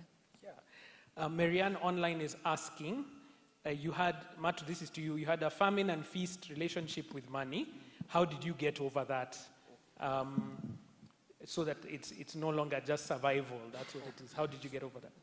I first acknowledged that the problem was there. Okay. And therapy, like I said, if you can get therapy or group therapy or someone, because see, therapy doesn't have to be, okay, I personally believe in a good therapist, but sometimes you maybe have that one friend who you can be honest and open with and you don't feel judged, because that's what really a therapist is. Yeah. You meet up and talk, and he's not supposed to judge you, he's just supposed to hold a mirror up and say, this is your problem. So that's what I did. I just unlearned through conversation and understood. And he came back to me and he had the entire, my therapists are very interesting. You give them a problem that you're struggling with, and then they have a very interesting way, and they say, there's a study that shows X, Y, and Z, and there's this and this and this, to help you understand that, listen, this is your problem with money. It's because it's tied to a situation that you went through, and it's the same with the relationship with food. You find that, our grandparents, my grandfather was huge, like round, before he passed away. But it's because he grew up in extreme, shortage of food. He would have like a doma a day, which he would hide. So it's your relationship with things is based on your experience with them growing up.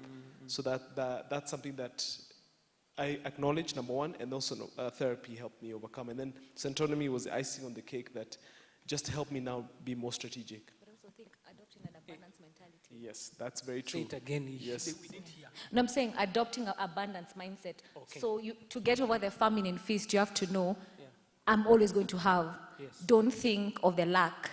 Think of, okay, I'm going to keep building. We're going to keep this consistent. We're not going back to the struggle.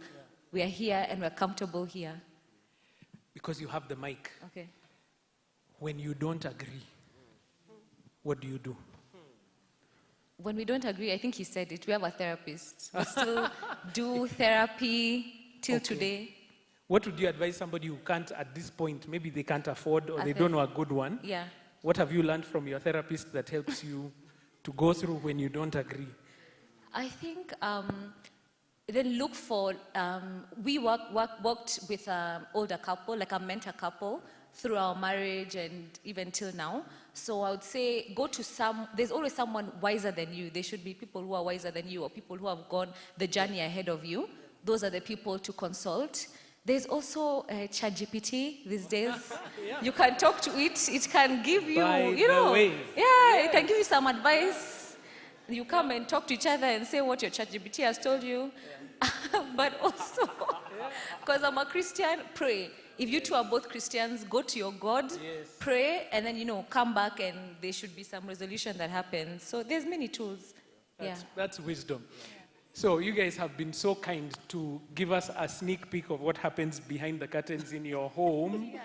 I don't know, is there somewhere we can continue to follow you if we're interested to do so, or if not, we just say we'll watch this video on the Centonomy YouTube channel over and over again. Do you want us to follow you anywhere? Yes. Okay. Yes, we have an Instagram account. Okay. It's called @Althea Wamiru. Okay. That's where you can find us. And then LinkedIn, Twitter, which I don't really manage, which is actually her job again. Okay. Like I said, my role is to look for the money. It's her page. So, so aside from that, in fact, she'll explain better. We also have a YouTube page called Just Angie, but it's being rebranded. So we have I have a lot of conversations there. Matu has also hosted different conversations there. And then, my page on Instagram is Althea Wamiru. Guys, can we put our hands together for them? What an amazing job. That's not easy to come and share from your home. Thank you, thank you, thank you. God bless you. Thank you, thank you, thank you. Ladies and gentlemen, if you are married, please take advantage of that couple's discount. It's 10% off when you come in, and make the registration first. Each of you register at 500 shillings, and then once you have done that, as a team, we'll be able to assist you and to get you into the program as best as possible. So guys, I don't want to take more time because I'm learning. As you can see, I'm taking notes. Every time I come for a session like this, I learn. And it makes me better. It forces me to think differently. And I hope that you have been learning too. I need your assistance if you don't mind. I have a request. Please, please, please. Ladies and gentlemen, I know many of you are on social media. Whichever is your favorite social media, may I ask, please, if you don't mind, open it now. We are doing social media work now. If you have an account, if you favor Facebook, go to Facebook. If you favor X, please go there. If you favor Instagram, please go there. When you're in that space, look for Centonomy. Please, if you don't mind, just look for Centonomy. On Instagram, it's Centonomy IG. On Facebook, you'll find Centonomy. On YouTube, whichever one is your favorite social media, please go there. Look for us. I ask with all humility, please follow. Just follow us. And then one more thing, if you don't mind. Please, if you can, write something that you have learned today. Something, just post something and tag us on that post. And you may have an opportunity to win a scholarship into the program, a partial scholarship into the program. And I also have 2 books by our founder, Waceke and Nduati, Making Sense, that I'm going to be giving out during this session. So it will be based on your social media activity, and I'm asking as best as I can. We're still trying to grow our following online, and it's useful if you can be able to do that. So if you can, kindly follow on on the one that you will prefer, whether it's Instagram, whether it's Facebook, whether it is X, I believe, yes, on Threads as well. And even for those who are online, please do as well. I can see that we've got quite some action. To the online audience, you guys have kept us on our toes. You've made sure that the presentations are showing up. Please do that for us if you can. On your favorite social media, please follow. Tag us on one of those things, and you can use the hashtag Centonomy Open Day, hashtag Strategy VHype, hashtag Financial Freedom. And out of those who are active on social media, we are going to be able to give out a scholarship, partial scholarship into the program. And we have 2 books by our founder, Waceke and Nduati, who's going to be here as well as we go forward. So, there have been a few questions about the program itself, and I want to explain. Centonomy 101 is a 12-week journey that you come to help you manage your money and debt. It helps you to work out your investments. It helps you. There was a lady earlier on who was asking about how do I protect my money. We have 3 classes on protection of your money so that you make sure that the investments that you're making are the best as far as safety is concerned. And then we help you design a 5-year financial plan. So you actually live not just with words, but with an action plan. So that you're actually going to be putting your money where your mouth is, literally, in this program. The next class begins on the 4th of September. It's coming up very soon. But we usually talk about it in advance so that you can make a plan. Actually put together the money between now and then. The cost of the program is usually $49,500. But today, because you have come, you have shown up online, and I'm so amazed at how many, over 700 people online. Actually, we're heading towards 1,000 now. We've given 1,000 shillings off, so you can register with only 500 shillings today because you have shown up today. That's how we give back into the community. So this is what you're looking forward to. When you come into the program, you heard Althea and Matu talking about it. We deal with personal money management, which includes how you deal with money, your money mindset, your history with money. Because here's the thing, can I tell you the truth? The mathematics of saving and investing is very simple. It is addition, subtraction, division, multiplication. That's it. You don't need any other mathematical tools. However, here's the difference. To tell yourself, I am not going to have a cup of coffee today so that I can go on holiday in December, that's the hard part. Can we agree that's the hard part, right? And making that choice, saying, oh, guess what? We will stay in this house a little bit longer so that it allows us to live in our own house faster. That's the hard choice. It's not, the math, addition, subtraction is not hard at all. That's why we address it at the very beginning. And guess what? Many times people think Centonomy is a budgeting class. It is not. In this program, we spend all of 20 minutes on how a budget works in the first module. That's it. After that, it's a tool that you use for growth. Everything else is about putting together a strategy for your wealth creation. That's what we're doing. In the second class, we talk about time value of money. This is the one that we wanted to understand. In that class, we begin to talk about, and it's amazing that Radhika spoke about this at the beginning. She said, she talked about that cup of coffee every day. And you don't realize how much that cup of coffee is worth until you look at it over time. So can I give you a quick example? If you bought a cup of tea, not even coffee, tea, you know the one that you can buy on the road for 150 bob. If you put that 150 shillings into your SACCO, high SACCO members who are earning 10%, I can see you there, yeah? You put that same cup of tea, instead of buying the tea, you carry the tea from home in a thermos, then you put that 150 into your SACCO. In 10 years, that's the 1,000,000 shillings we were talking about, cup of tea. But you see, we look at it as it's today. What is 10 years? Can I show you how fast 10 years was?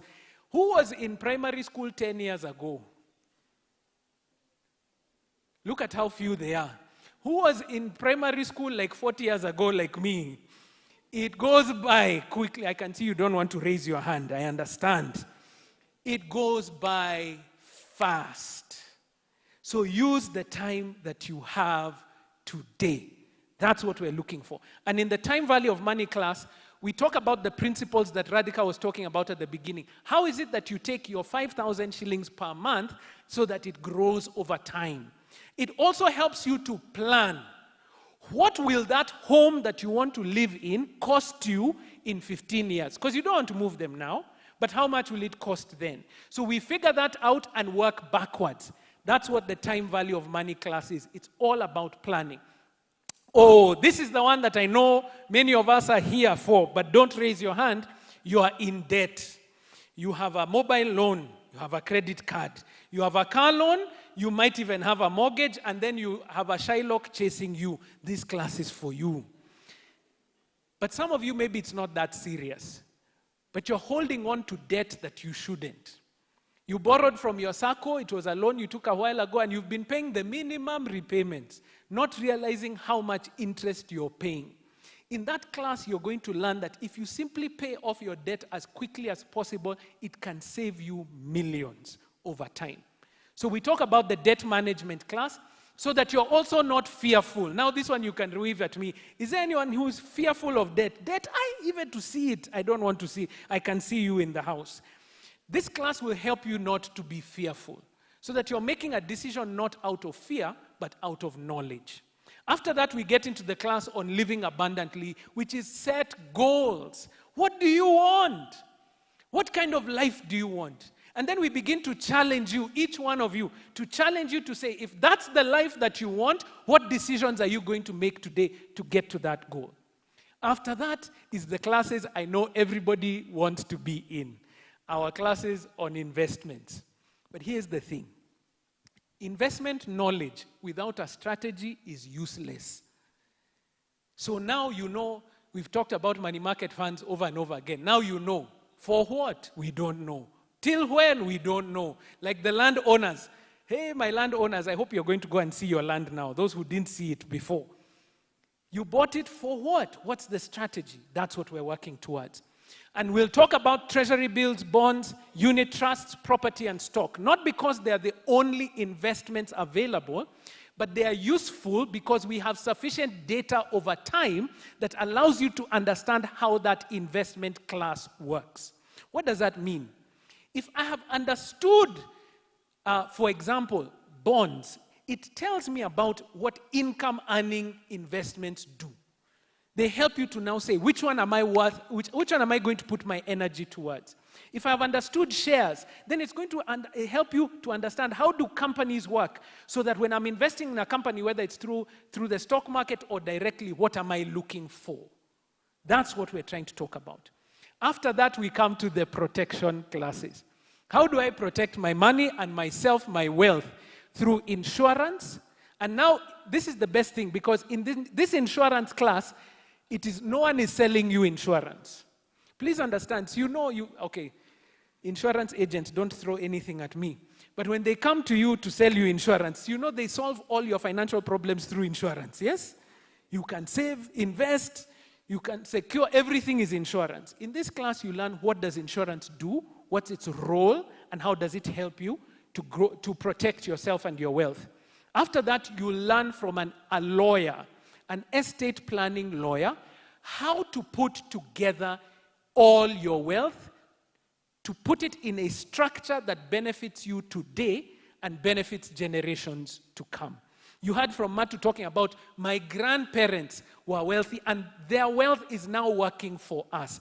That's what we want to have here in Africa. We want to have generational wealth here, so that we're not starting from the same position. Everyone is restarting. So we are constantly restarting. Why? Your children should be at a better place than you are. And that's what we want to build here in the Centonomy program. We're going to help you to do that through the estate planning class. I saw a question in the chat box from the online audience. Somebody was saying, can you elaborate on trusts? Part of what we do in that class on estate planning is separating so that you understand what is a trust. What is the best use of a company? Many families use companies as an estate planning tool. When should I write a will? And what are the roles of all these tools? In that class, you will learn that example as we go. After we've done that, we talk about taxes. Why? To those who are outside of Kenya, you do not know what taxes are until you have been in this country. Everything is taxed. How do we become as tax efficient as possible? That's what we want. Because many times we're not even taking advantage of the opportunities that are before us. And that's what we want you to be able to do and to learn in this class.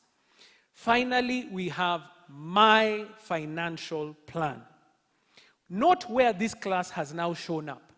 After you have learned how to manage your money, you've begun to set goals and strategies. You have understood how debt works and debt can multiply your growth. You have understood the investments. You have set goals. Now we put it into a 5-year financial plan. Where are we starting? Where are we growing? What is the outcome that we're going to have?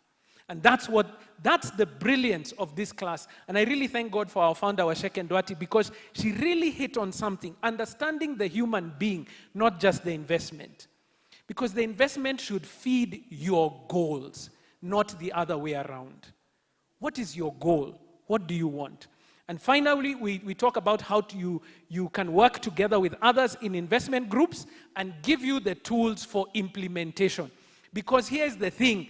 Many of us have the knowledge, but the day-to-day is where we struggle. And that's what we're going to help you out with. After this, after the program, we follow you for 12 months so that we are able to see, are you keeping up with what you promised yourself? Are you actually paying attention to the things that are going on? And we help you not just with a follow-up, but also you become part of the alumni. And there's a lot of extra material that we share, programs and different things that we run for the alumni group. So please, this is the time. If you have not taken that action, take the action today. Register for the class. It starts on the 4th of September. And this is how it works. You take 1 class per week. So, because we have busy schedules, everyone is at different times, we run the same class over that week for a couple of classes, Wednesday, Thursday, Saturday. You don't come for Wednesday, Thursday, and Saturday. No. You select one 2.5-hour class. So if you come in on Wednesday, you don't have to come for Thursday or Saturday. And we'll encourage you, if Wednesday is your class, stick with it. But we also know not every Wednesday is the same. So if that Wednesday you're busy, you can be able to say, can I please come in for the Saturday class? You're welcome to do so. Something else that has happened over the years, and I don't know, we should start charging for this, but no, maybe not yet, is that we have found some people who say, you know, I want to hear that class again. So they come in on Wednesday, then you find them there on Saturday, still for the same class that you're teaching. And they've come with all their questions. You are free to do that as well. So during the week, it's 6 p.m. to 8:30 p.m. East African time. On the weekend, on Saturday, like a time like this, the class runs from 9 a.m. to 11:30 a.m. East African time. I'm trying to get you to take action. So I have a book that is available to give, and I wanted somebody to read out to me. The first one to raise their hand, please, in the room. Very good, you are here. Thank you very much. Please quote what I said strategy is. And I want you to quote it exactly the way I said it. The next hand came up as quickly as possible. Very good, very good. You see, people are getting their opportunities. For those who are online, please type in the chat box, and the first one to answer what strategy is, the way I said it, please. It's a plan for action designed to achieve. Strategy is a plan for action designed to achieve a long-term overall goal. No. Okay. Strategy is a... One word wrong. Yes. It's a plan of action designed to achieve a long-term or an overall goal. She got it. The difference was you said a plan for action. I couldn't give it to you. It is a plan of action. So here's your book coming. Excellent. Thank you so much. Thank you so much. Well done. This is a book, and our founder, Waceke, is here. We can even get it signed for you. Will you get it signed for her as well? Get her name, and then get it signed even as we go. Those who are online as well, let's just check. Malvin, have you seen the first response? Who is it who gave it, and did they get it right? So that we can give that away as well. Say the name again. Faith Wangare. There's a book that is coming to you as well of our founder, Waceke Nduati. The book is Making Sense. It's a great place to start your journey towards wealth creation. Simple stories about wealth creation from what we've been doing here. Well done, well done, well done. People are paying attention. If you're interested in getting one of the scholarships into the program, please continue to post on social media, and we'll be getting the winners from our social media even as we go forward. Thank you, thank you, thank you. Ladies and gentlemen, it is such a privilege to invite our next speaker up onto the podium. We've been following her on social media. She is truly an influencer. You know, there are people who call themselves influencers, and then there are those who are influential. They actually change things. She's influential in this world that we are in. Can we put our hands together for Julia Gaitho as she comes? Jules is in the house. She's coming to share her experience. Julia is a Centonomy 101 alumni, and she's going to share her experiences from there. Thank you so much. Welcome, welcome, welcome. Yeah, I even wore sneakers because I saw there's a big stage now. Good morning. Is it morning still? Good morning, everybody. I'm so happy to be here. Thank you to Waithaka for inviting me and Waceke. I'm actually a Centonomy alumni, as Waithaka mentioned. I did this class, you know, I was talking to Waithaka this week and I told him, yeah, in fact I did Centonomy like 8 years ago, maybe 6 years ago. But when I did the math, it was actually 12 years ago, 2013. I don't know if that was the first year of Centonomy. Third year, yes. And it's shocking just how much time, how fast time flies. Even you mentioned when you're thinking about investments, you really have to be thinking about your future self and not your current self.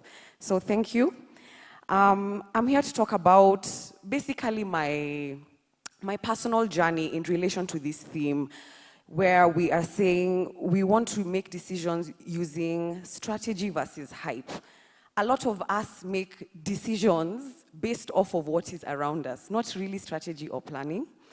And I want to start this conversation from an unusual place, not really the beginning, but the end, which is the lessons I learned, okay? What are the lessons that I learned from using strategy rather than hype? I want to start from that end, and then we move backwards. It's going to make sense, so bear with me. The first thing that I learned by using strategy rather than hype is that not having a strategy will cost you the money you already have. This is a lesson that took a bit of time for me to learn, because I was the kind of person who would save money in a bank account, and I came to realize that if your money doesn't have a purpose, then it's going to get legs, whether you think you're doing the right thing or not. I was the kind of person who would save a lot of money. I'm talking about even as much as getting to almost 1 million shillings, but within a year, I'm down 80% because something would come up, a trip, and I'm like, where are we going? I have money actually, because there was no goal, there was no strategy. The intention was just to save. So rather than just putting money aside, strategy is so important because you give every shilling a purpose. Secondly, I realized that strategy comes down FOMO. We all know what FOMO means, fear of missing out. Let me tell you, FOMO is a driver for a lot of our decisions in life, financially, whether we want to believe it or not. Even sometimes coming for this Centonomy is FOMO, right? Because you hear, you have to do this thing, and if you don't do it, you will fail. And I realized when you have a strategy, you give every shilling a purpose, and you're able to stop this thing we call impulsive spending, or feeling pressured to keep up with appearances, which is something that is very, very, very common. For me, I've noticed the older I get, especially now for me in my 30s, we are no longer dependent on mom and dad's money or their wealth. We are trying to show, where have I reached? What car am I driving? Where am I? But when you have a strategy, you're able to put your blinders on and trust in your own purpose. And finally, strategy has taught me that, or rather, it has freed me from comparison. They say that comparison is a stealer of joy, isn't it? But I think comparison is more than a stealer of joy. It really scatters you, because you start to, even if you feel like you're making good progress, you will always say, but am I as good as this person? So what has Waceke done? What has Waithaka done? What has Radhika done?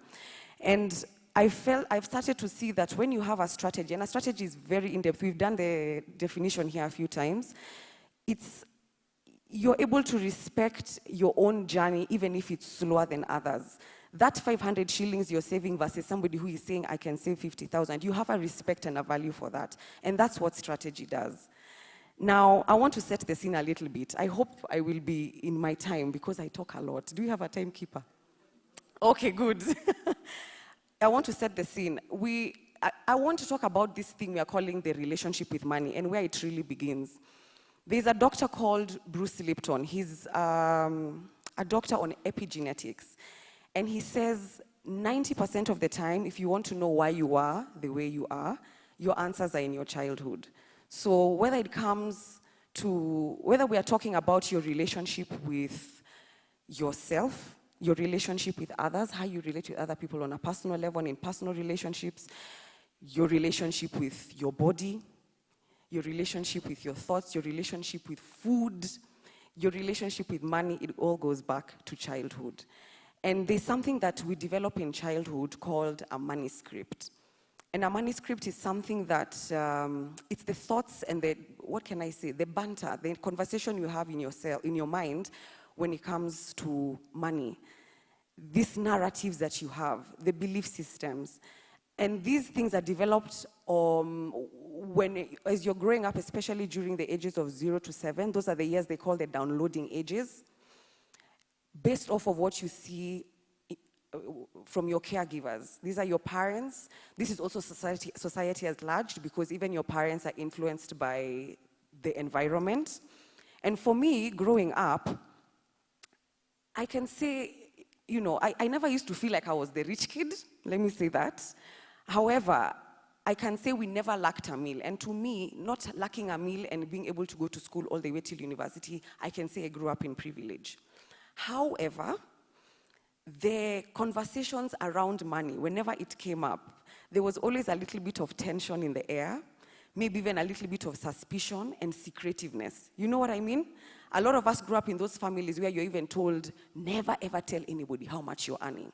I have a very different opinion about that nowadays, because I think it's important to know and discuss with your peers so that you can benchmark. But that was the environment I grew up in. My dad was the primary caregiver. We had that kind of traditional setup where my dad made the bigger financial decisions and my mom was, I mean, they both worked, but dad is the one who was paying school fees, paying for the mortgage, paying for this. So when it came to money, you're told, ask your father. And I remember during breakfast, that is the time where dad used to be asked for money for meat. Growing up, I remember a kilo of meat was 250 shillings. Right now, I think it has even tripled or quadrupled. And, you know, we'd be having breakfast, we're going to school, and somebody would come and say, Baba Waithaka, I'm the firstborn. Pesa ya nyama? And we'd be talking, maybe, you know, signing homework, whatever, but as soon as that thing of money comes in, there's a bit of silence, almost attention, and he removes his wallet, gives the money, you know. And not only my dad, but even my mom. We'd be maybe going to school and she's the one dropping us, and we are putting fuel on the way, and she's asked, na leo tunaweka ngapi, ma'am? And there's that silence before she says how much you're putting. These are non-verbal cues. And I can see you smiling because you're relating to it, isn't it? These are non-verbal cues. But as a child, you're picking up these things. People think that you only teach by what your parent says. But there's a lot of things we pick up as children from our environment. And now, what this created in me, in as much as I said, I did not grow up in lack. I cannot say we grew up in extreme abundance, but I did not grow up in lack because there's no day I can say I was hungry. But it created in me a frugality when it came to money. In addition to that, we didn't really have those conversations around money in school or at home. I see people nowadays saying that their kids are even given you know, you have to pay, you wash dishes, you're given something. If you want something, you're given chores to do to get some money. Maybe there were some people who grew up like that, but I wasn't one of those people. For us, chores is something you do as a child regardless. There is no money tied to it, right? So the first time I actually had money in my hands was when I had my first salary. And that is when I realized, what am I doing? What am I supposed to do with this? All I knew from my dad, who was actually very good with money, but I think he also had to learn his own way. All he told me was, make sure you save about 20 to 30%. But now, did I have a strategy? No, I did not. So how did I save? This was my saving strategy. I would say, okay, 20%. At the time, I was earning about, it was 60,000 gross. That was my second job, and it was actually a good job. But now, after taxes, we talked about taxes, I think my net was about 52K because of the bracket I was in at the time. And I would say, okay, if I'm saving 20%, in fact, because I'm so ambitious, I'll even save more than that. Let me save 20,000 shillings. I'm living at home, I'm not paying rent. But instead of taking that money out of the account and putting somewhere, I'd say, let me just spend the money from 50 until I get to 20. And I've saved. So I did that the first month, and then I did it the second month, and the third month, but I'm spending every month until 20,000 shillings. So for over a year, my saving was only 20,000 shillings. And by the way, I was a business major graduate. This is to show you personal financial management and doing a degree are not related. I graduated with a very good GPA, by the way, but the logic was not, for me the math was mathing. See, I'm saving. And the realization hit me, I have never felt so dumb. I'm like, wait, I'm supposed to take the money out. And that's when I learned about standing orders. But again, did I do it? No, because I didn't know why. I'm being told to save 20% for what? At the time, my goal was get my hair done, do my nails, go out, and just like Radhika, I wore my money and I ate my money, all right? And this is around the time that Centonomy came around. I was in my early 20s then. I was still in my 20s 12 years ago. I'm a very young girl. And so this is around the time Centonomy came about. And I had never heard of this concept of a personal financial management class, but I knew it was something I needed. And the reason I knew it was something I needed was, one, because of this strategy that I didn't have, this 20K per month that was not making sense. I also realized that I had an anxiety around money. Other than frugality, I had an anxiety around money. You guys have had this thing where they say, unasumbuliwa na pesa, you know? So you spend it. And this actually ties back to that, like the Matu, one of the Matus was saying here about the, what was he saying, excess or feast or famine. So for me, when I had, let's say I get an extra injection of money above my 52K through a contract or commission, because that's the nature of the work I was doing, I would almost, yani, it's like I cannot be comfortable until the money gets to that uncomfortable place of 20,000. Does that make sense to anyone? You ask yourself, see, I had 100K, where has it gone? And you're just spending, because you're not used to money, you're used to scarcity. And even when you, so, I mean, it's actually, it goes to show, you know, there are people who, you've had this story of the people who win money in the lottery, and they, by the time they are done with that money, they are worse off than they began. That's all in the mind and the mindset and that relationship you have with money. So there's a time I spent so much money and I couldn't show anything for it, and I was like, what's going on here? Another thing I noticed was that when it came to, other than overspending my money, I had such an anxiety around money that I didn't have, I couldn't have, you know, when the bank apps first came, and we were able to check our bank balances through the phone. Maybe Gen Zs here can't relate, eh? But in my day, to know how much money you had, you go to the ATM. Or there was no internet banking, actually. So when the first bank app came, now you can check on a daily how much money you have. Me, I used to do this thing, I labeled it, this is my intuitive banking or personal intuitive spending system. So I would spend money without looking at my app because I don't want to see how much I've spent. And then I say, I feel like I have about 15K left.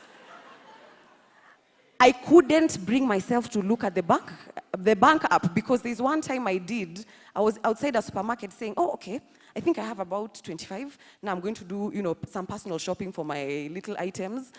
And I opened the bank app and I saw 8,000. So we are at maybe 16th or 17th of the month. Salary is not coming in until, and from that day I said, I'm never looking at this bank app.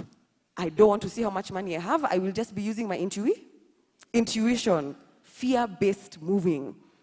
But a lot of the things I'll be talking about today, a lot of the things I'll be talking about today are based off of my personal experience and how this course changed my relationship with money. And so anyway, I signed up for Centonomy. It was only 25,000 shillings those days. It was a lot of money for me. I had never spent that much money on one thing ever. By the way, because of my relationship with money, I used to spend money in a drip kind of way. Even if I got a lot, niyo ya 1,500 because I was scared of spending a big amount of money at once, but I will spend if it's too much until I get to my comfortable place. You get what I mean? And so I did Centonomy. We did the course, I came out of it, and I'll be honest with you, within a few weeks, I went back to my normal way of doing things, back to factory settings. The thing that I came out with, though, was that I set up my standing order, and I had goals with those savings accounts, but all my money was in the bank. I did not take the advice that Waceke gave us because there are some things I ignored, the fundamental stages that I ignored because I came into Centonomy thinking, see, I know how to do goal setting. See, I understand abundance mindset. I understand the theory. And Waceke gave us this book. I don't know if you still do it. I went to look for it. This is the workbook we were given at the end of Centonomy. And she told us, your work is not going to begin, your work begins after Centonomy. This is where it starts. Whatever you do here, if you go home and you don't apply it, it's null and void. Anyway, so I go along with my life. Yes, I'm saving. I had 3 savings accounts. I had an emergency fund. That was the one thing I remember taking away.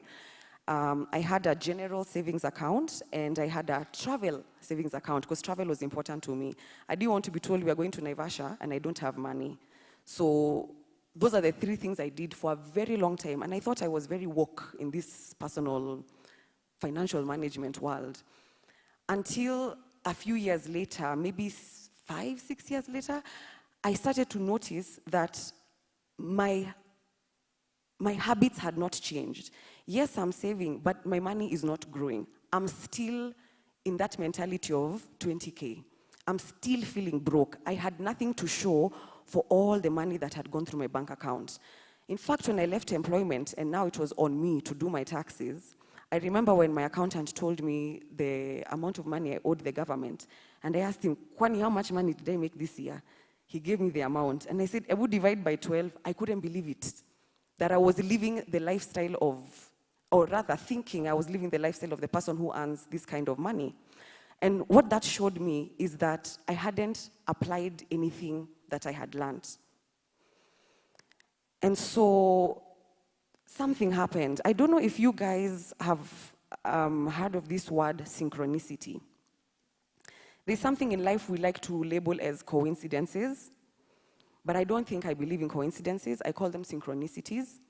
I was at a place where I was feeling like I'm running a rat race, but I have nothing to show for it financially.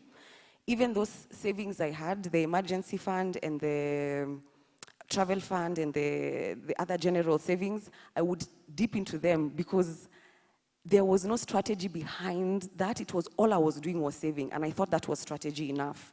And I feel like there's a lot of us, even people my age and older, think that saving is enough. Even if you're saving in an MMF, you think it's enough. And an MMF is not an investment, by the way. I came to learn that the other day. It's just a very posh, it's a clever way of saving. And so I actually prayed, and I said, I need help in this. I don't know what's going on. I have nothing to show for it.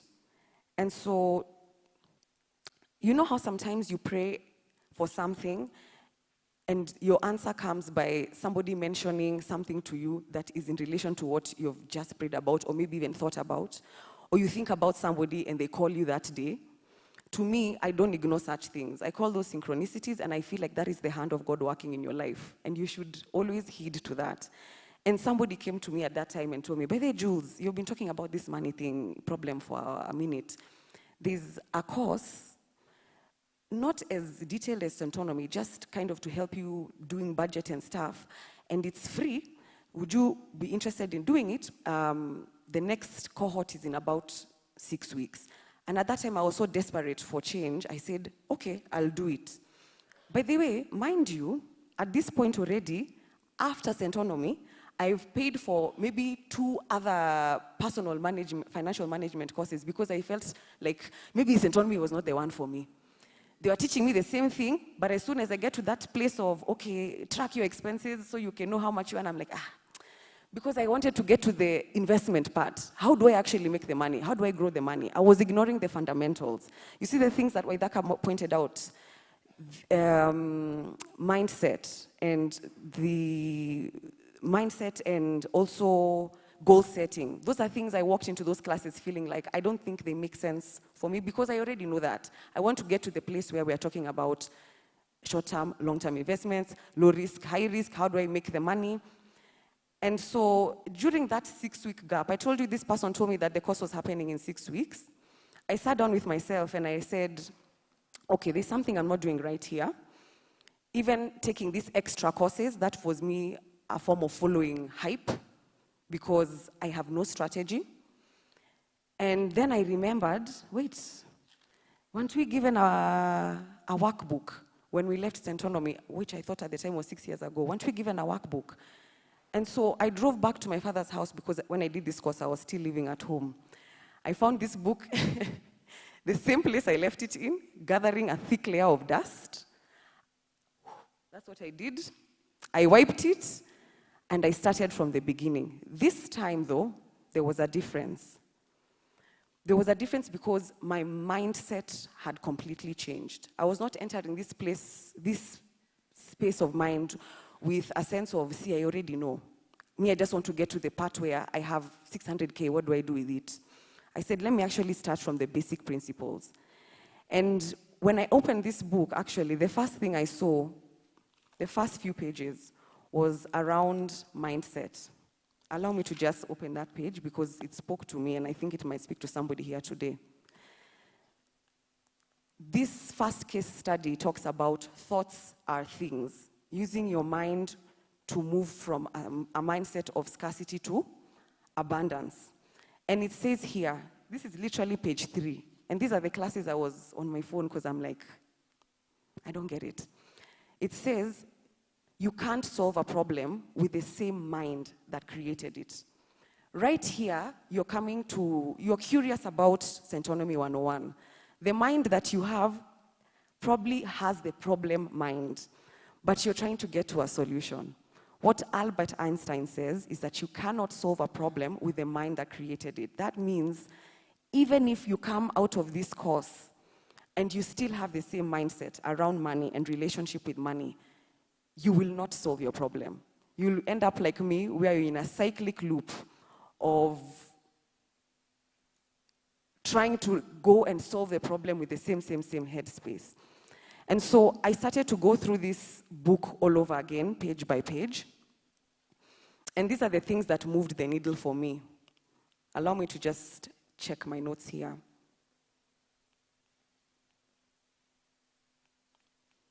I've been told I have 5 minutes, so I'll just jump to the point. At this point, I said, okay, fine. Here I am. I'm making money. I have nothing to show for it. All I have is savings. I'm still saving money in the bank. There's something wrong. And so when I came back here, I realized there's two basic principles that I was ignoring. The first one being mindset. And for me, it was being in a place where you're ready to receive the message of the thing that is in front of you. I can tell you one thing. You can do 10,000 courses. You can actually have the money in the bank, but you will never be able to move from who you are to where you want to be if your mind has not changed. And what that looks like when they say having an abundance mindset, allow me to just read this definition that was able to define it for me very clearly.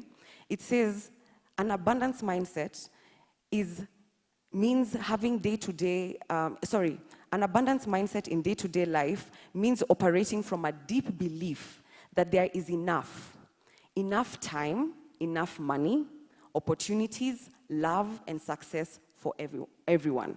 It's not about toxic positivity or denial of challenges, but about trusting that growth is possible and life will expand when you lean into generosity, creativity, and trust rather than fear and scarcity. So that abundance mindset, people think that you have to just think of $10 million right now. For me, having an abundance mindset means moving from a less scarcity mindset. You don't have to get to 100%, but if you move from here to here, you're already making progress. And that will, I will say magically, but I think it's just the way of life. It will manifest in the life that is around you. Secondly, this is the one that really, really changed the game for me, was goal setting. I was the kind of person who had goals, and they would swim in my conscience for a very long time. Sometimes I'd even go as far as writing them down. My goal is to make 600,000 shillings every month, net. My goal is da-da-da-da-da-da. I want to live in this house. I want to buy this car. But the basic principle that was lacking in all my goals was, first, they were not my own. I would look at what other people are doing. And secondly, they were not smart. Do you remember this thing that we call SMART goals? The thing that we say, for me, let me say what I used to say. See me, I know this thing, SMART. That acronym, we learned it from primary school, high school, university. S stood for specific, M was for measurable, achievable,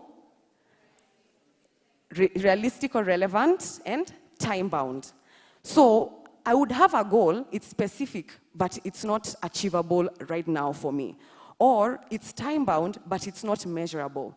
And so I went and actually sat down with every single goal I had, separated them from between short-term, middle, long-term, and made each of them specific and put them down in a spreadsheet. And let me tell you guys, that is the thing that moved the needle for me in combination with my mindset. Not feeling like I'm in a rat race and understanding that everything is working out for me, even though it looks like it's not. And with that, I was able to achieve a financial goal that I was trying to, I won't give the numbers because it's a bit personal, but I remember when I actually sat down and did the SMART goals, it's all in this workbook. Those are the classes I jumped. Me, I wanted to get to investments. When I sat and did that, basic goals, even as simple as I want to get just an extra 20K a month.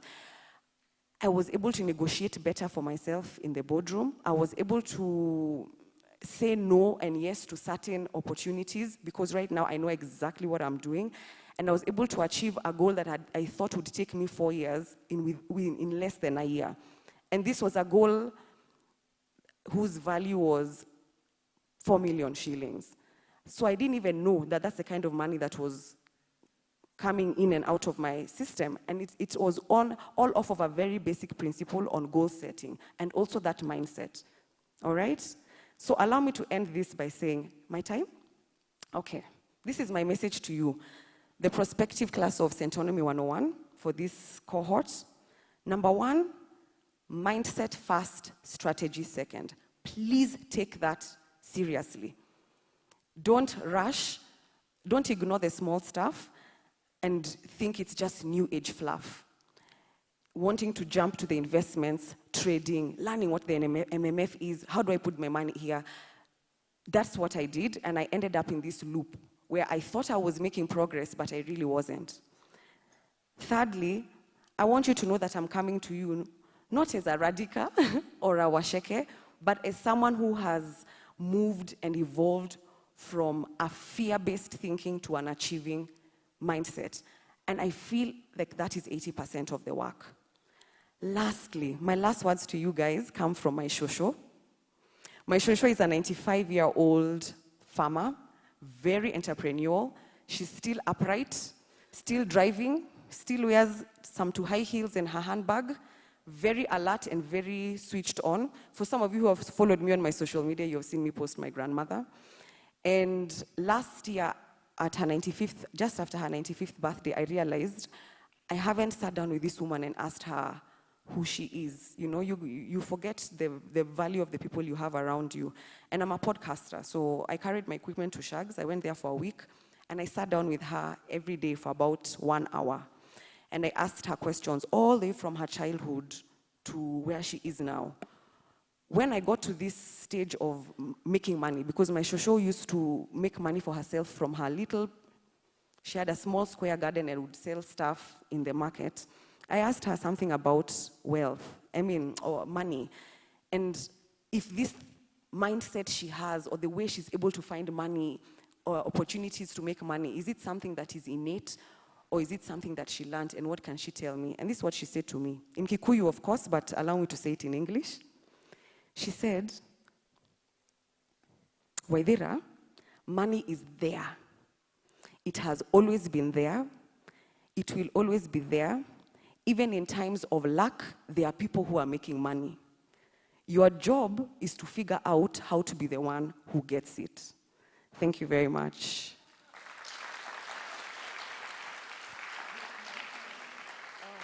Is that all you can do? I mean, that was... Jules, you should see the online comments. Why? Let me read a few for you because you weren't saying. These are people who are just saying, I'm relating to everything our guest speaker is saying, everything. Someone else is here. This is Caroline who was saying, Jules is living my life. Insightful conversation. So we'll take one question here as well, the fastest one as we do. If not, we'll go straight to the ones that are online. Great. So how do you manage your income now? What is your strategy for income management? Because you're in business, so there's that inconsistency. I think that's what they're talking about here. Yes. Yeah. Okay, so actually one of the things I didn't mention, what drove me to do Centonomy, is I knew I was in employment, but I always knew that that employment is not a space for me. And I knew I was a creative, and I knew I would get into the creative industry at some point, and my greatest fear in life was to become a starving artist.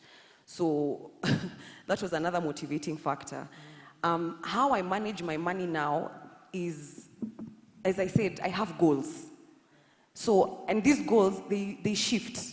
Every 6 months to a year, you think your goal was this. I always go down to my goals, and I start, when the money comes in, the first thing I do is put money aside that I'm investing, then the money I'm saving, and then my expenses, or it could be either or, but expenses and savings, those go first.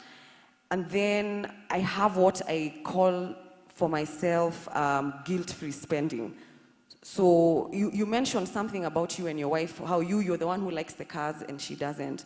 So for me, I know what I like. There's something I do it's called conscious spending.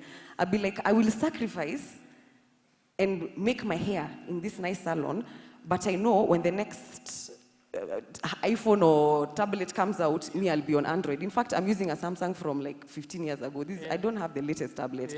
So I prioritize what is important to me, but you can't know that if you don't know who you are. A lot of people make, like I said, you create your goals based on what you think other people want, or what you think will look like success in the environment you're in. You have to be actually in touch with yourself and say, what is important to me? Have I answered the question? You have answered it. Okay.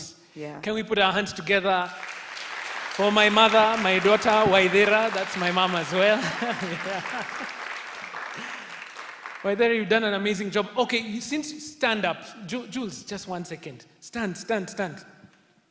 She raised, not everyone, sorry, it is the wonderful lady here who was asking. I apologize, I didn't give correct instructions. She waved at me so hard. Her question is, please allow me. I'm so sorry, Jules. You're already walking out. It's okay, I love this kind of. So if you have more questions, come find me after. All right. Yeah. My name is Osal, and now that you're a content creator, you're not like employed where you know there's a certain amount coming in every month.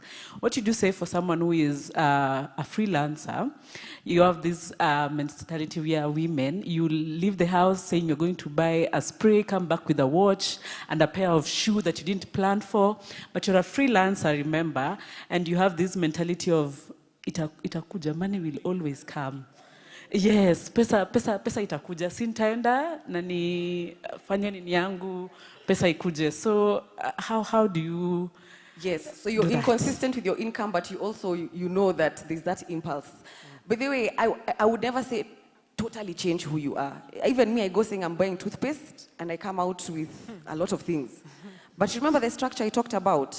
You save, you do your investments, you pay your expenses, and then you have your guilt-free spending. I follow that quite diligently. There are times I don't always follow it, but at least I would say 80 to 90% of the time I do. Secondly, if you have an income that is inconsistent, there are many people in this country who are not employed in formal employment. You're in business and your income one month is this way, another month is another way. So what you do, there are things you call your fixed costs. Your fixed costs are your rent. For me, my fixed costs are my rent, my utilities, the money. So every month I put money aside in an MMF for those big annual spends. Medical cover, because now I have to do it on my own, and I don't play around with that. The insurance for my car, which one else? And the car insurance, medical cover, there are about 3 of them. So those ones I put money aside every month without fail. The day I get income that is higher than is expected, because there are months I'll make, maybe I expect X amount, and this month I get 3X. I pay my fixed costs ahead of time. So I'll pay for my rent 3 or 4, 5 months, 6 months in advance.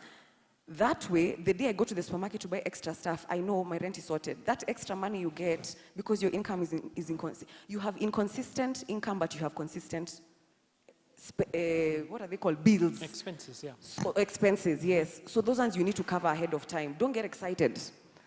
Don't get excited when you get that money, but that's a discipline you have to build. Yeah. Yes, money will continue coming, but please, it won't come when you're stressed. That's one thing.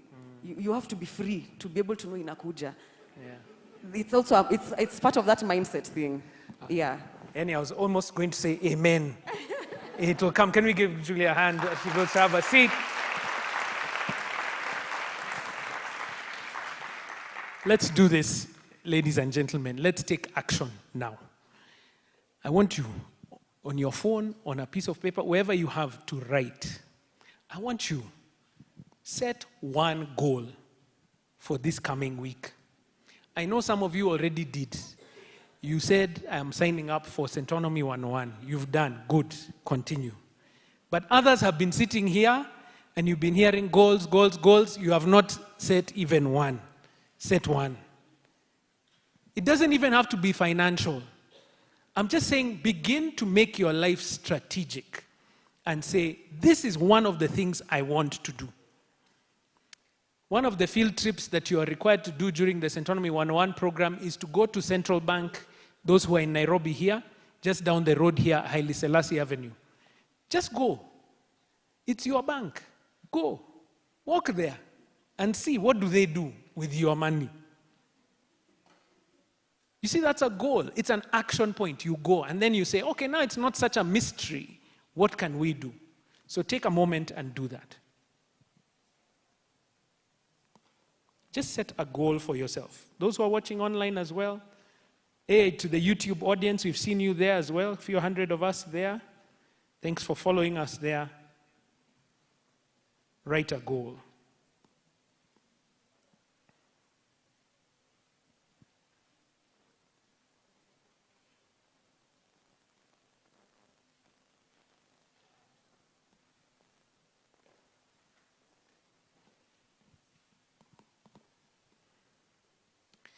Now, here's the hard part.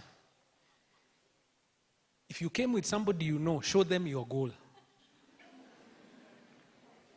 If you didn't come with somebody you know, can you text your goal to somebody you know who will follow you? Not your best friend. Not your best friend who just says it's nice. Oh, that's nice, good. I want you to send it to the guy who will push you. Like for me, it's my brother. My brother, if I ever tell him I'm doing something, he'll call me the next week and ask me, have you done it? All right. Excellent, guys. Hold yourselves accountable. I'm so excited to invite our next speaker for the day because she's been doing this for 16 years. She's the one responsible for starting Centonomy, our founder. She's an author now. Can we put our hands together for Waceke and Nduati? As she comes to tell us what works, what actually works in this financial journey. Thanks, Sheke. All right. Good morning. It's 3 minutes before afternoon, so I'm still saying good morning. Yeah? Waithaka, how much time do I have? Okay, all right. Are you sure you guys are not too hungry? You'll start leaving as I'm talking. Okay.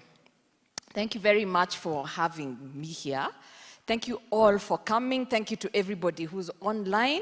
I don't know, this is the, which number of open day have we counted?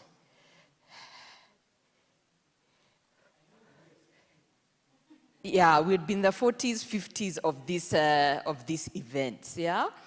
And I think for me, when we start talking about hype versus strategy, I can only use the biggest example in my life, and that truly, truly is my calling, which showed up in the vehicle of Centonomy. And I'll just tell you how it started, because I think it speaks to this.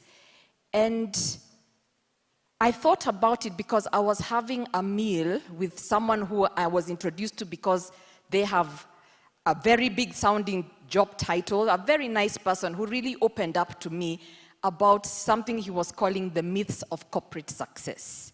Now, this is a type of person who works in these very big organizations with a very big title. And he was very, very honest with me about what him and people like him are going through, yeah? It's a kind of person, if he walked in here, we would all stand up and be like, oh, wow, cannot believe that kind of person is here. That caliber, think of very big organizations and think of people who report to the CEO. What kind of salaries do you think they earn? In millions, correct? They earn in millions. So when he sat down to talk to me, I thought, first we talked like for 15 minutes about what we were supposed to talk about. Yeah? Can you help Centonomy do this, that, and the other? That took only 15 minutes. But the rest of the conversation ended up being a life conversation. And he was saying, don't be fooled. People like me included, who have been earning this amount of money, now we have found ourselves late 40s, in the 50s, retirement is knocking, and even if it doesn't knock, the organization has realized there's somebody younger and cheaper than me. And we have nothing to show for it. But I'm like, but you've been earning millions. He told me, Waceke, we look at you and we see you have built something over time that belongs to you. Nobody can kick you out, and you have figured out how to keep moving. We don't know how to do that. But I'm like, you've been earning millions. Just give me your salary for 3 months. I just need 3 months of your salary, yeah?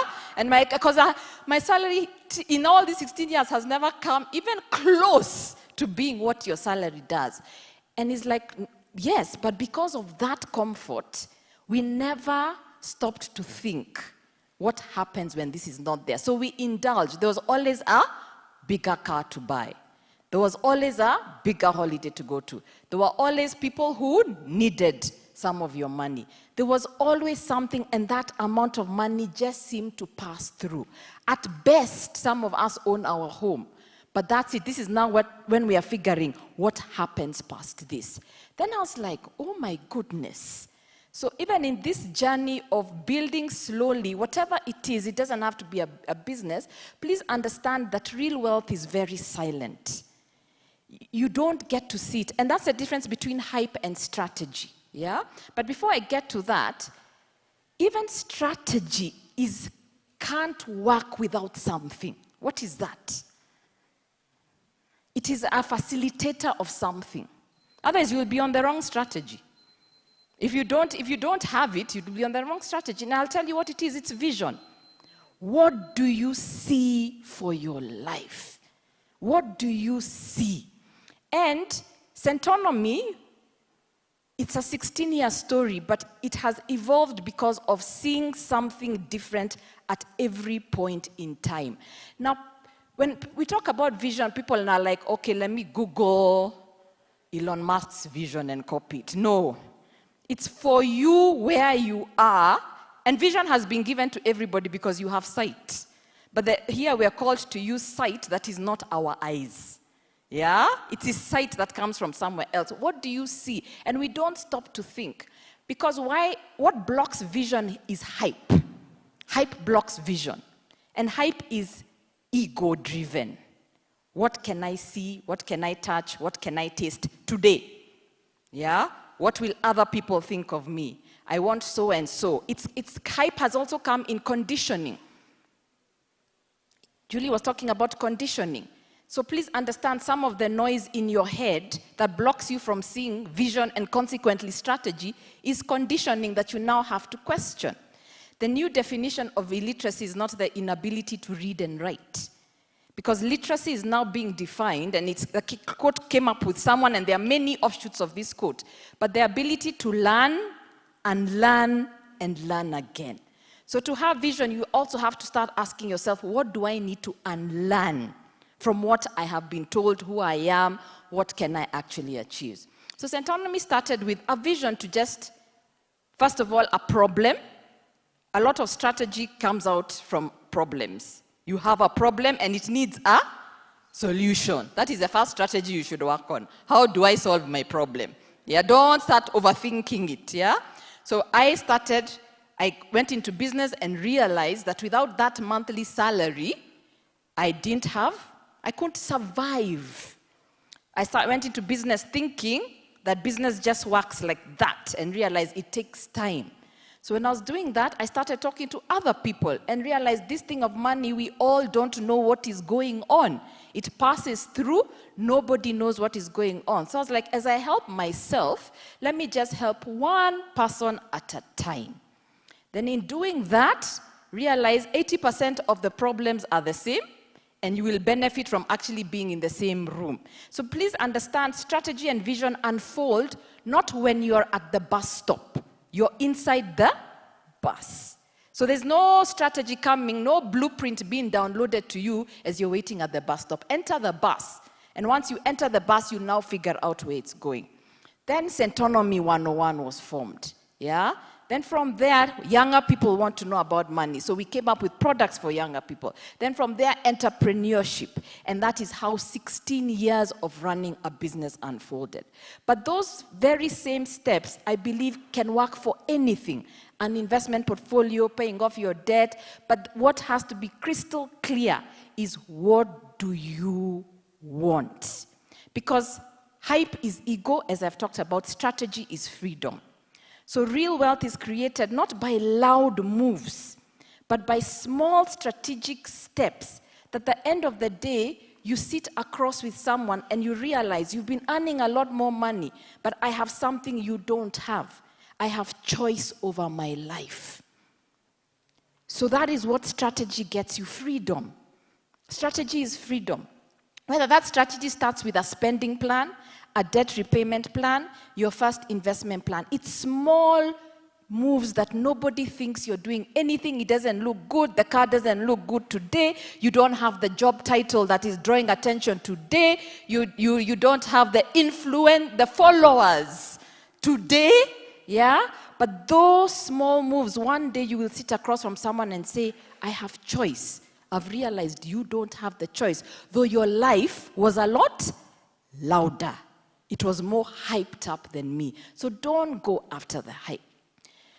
So what have I learned? And some of the points, every time I do these open days, I'm like, why do I even have to stand up? Kwanza Julie has given me so much pressure. Why was I put after her, Waithaka? Honestly. People will be like, Waceke is copying.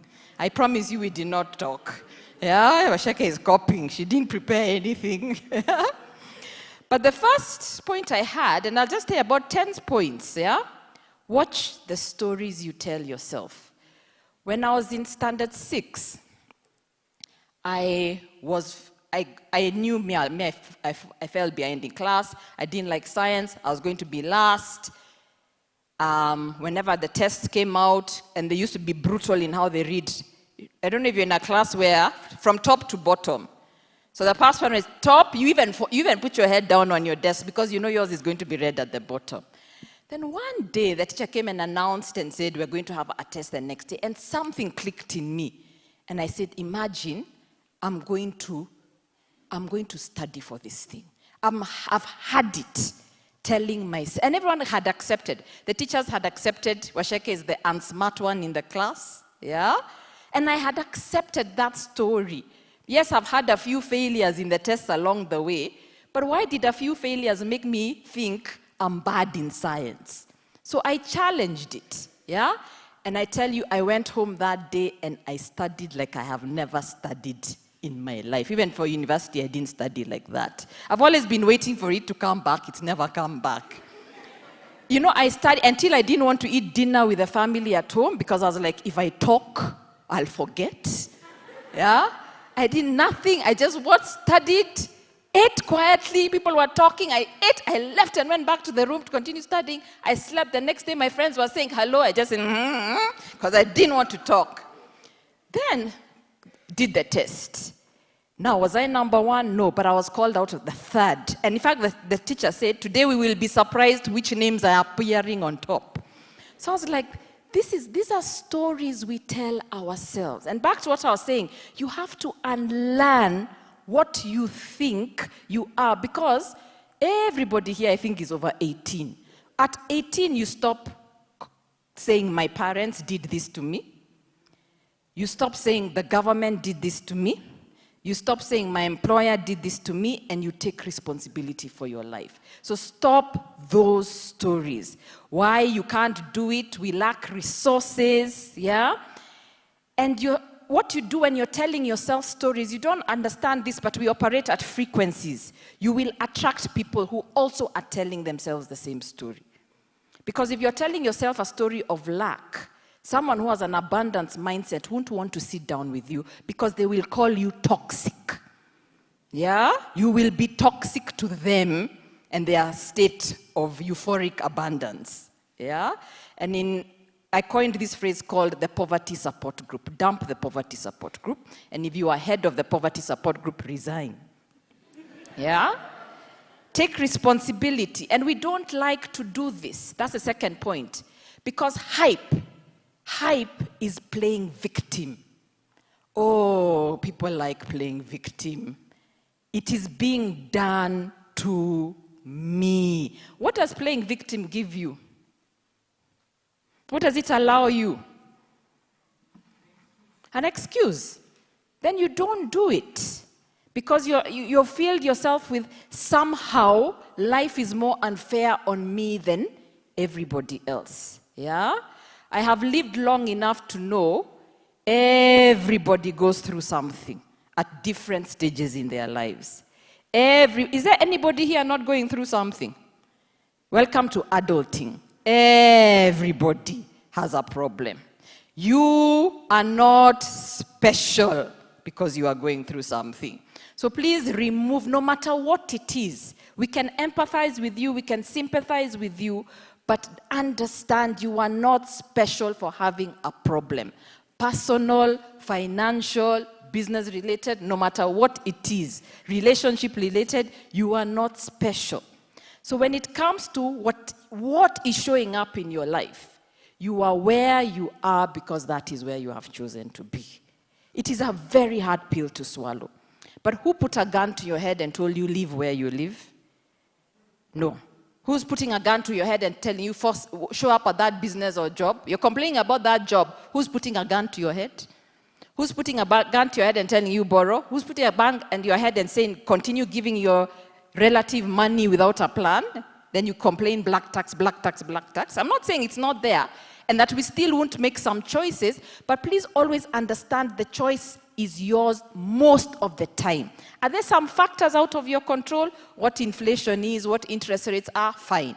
But the things you're doing with your money today, day to day, are actually your responsibility.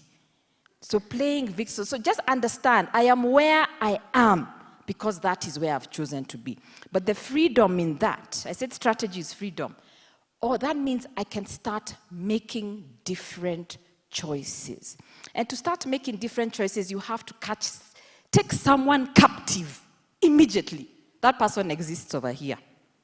You have to start choosing your thoughts the way you choose your wardrobe. A thought comes, you're like, we're sitting down until I chase that thought away. or replace it with a thought that is working in my favor. So have a meeting with yourself and your mind and ask the mind, who has employed you? Who are you working for? Right now, who is your mind working for with the thoughts that come in? Is it working for you? Just think about your thoughts. Are they working for you? You have the choice to actually change that, and that's how you take responsibility. Now, understand the difference between a factory owner and a factory worker. And sorry if you work in a factory, this is just an analogy for today's purposes, yeah?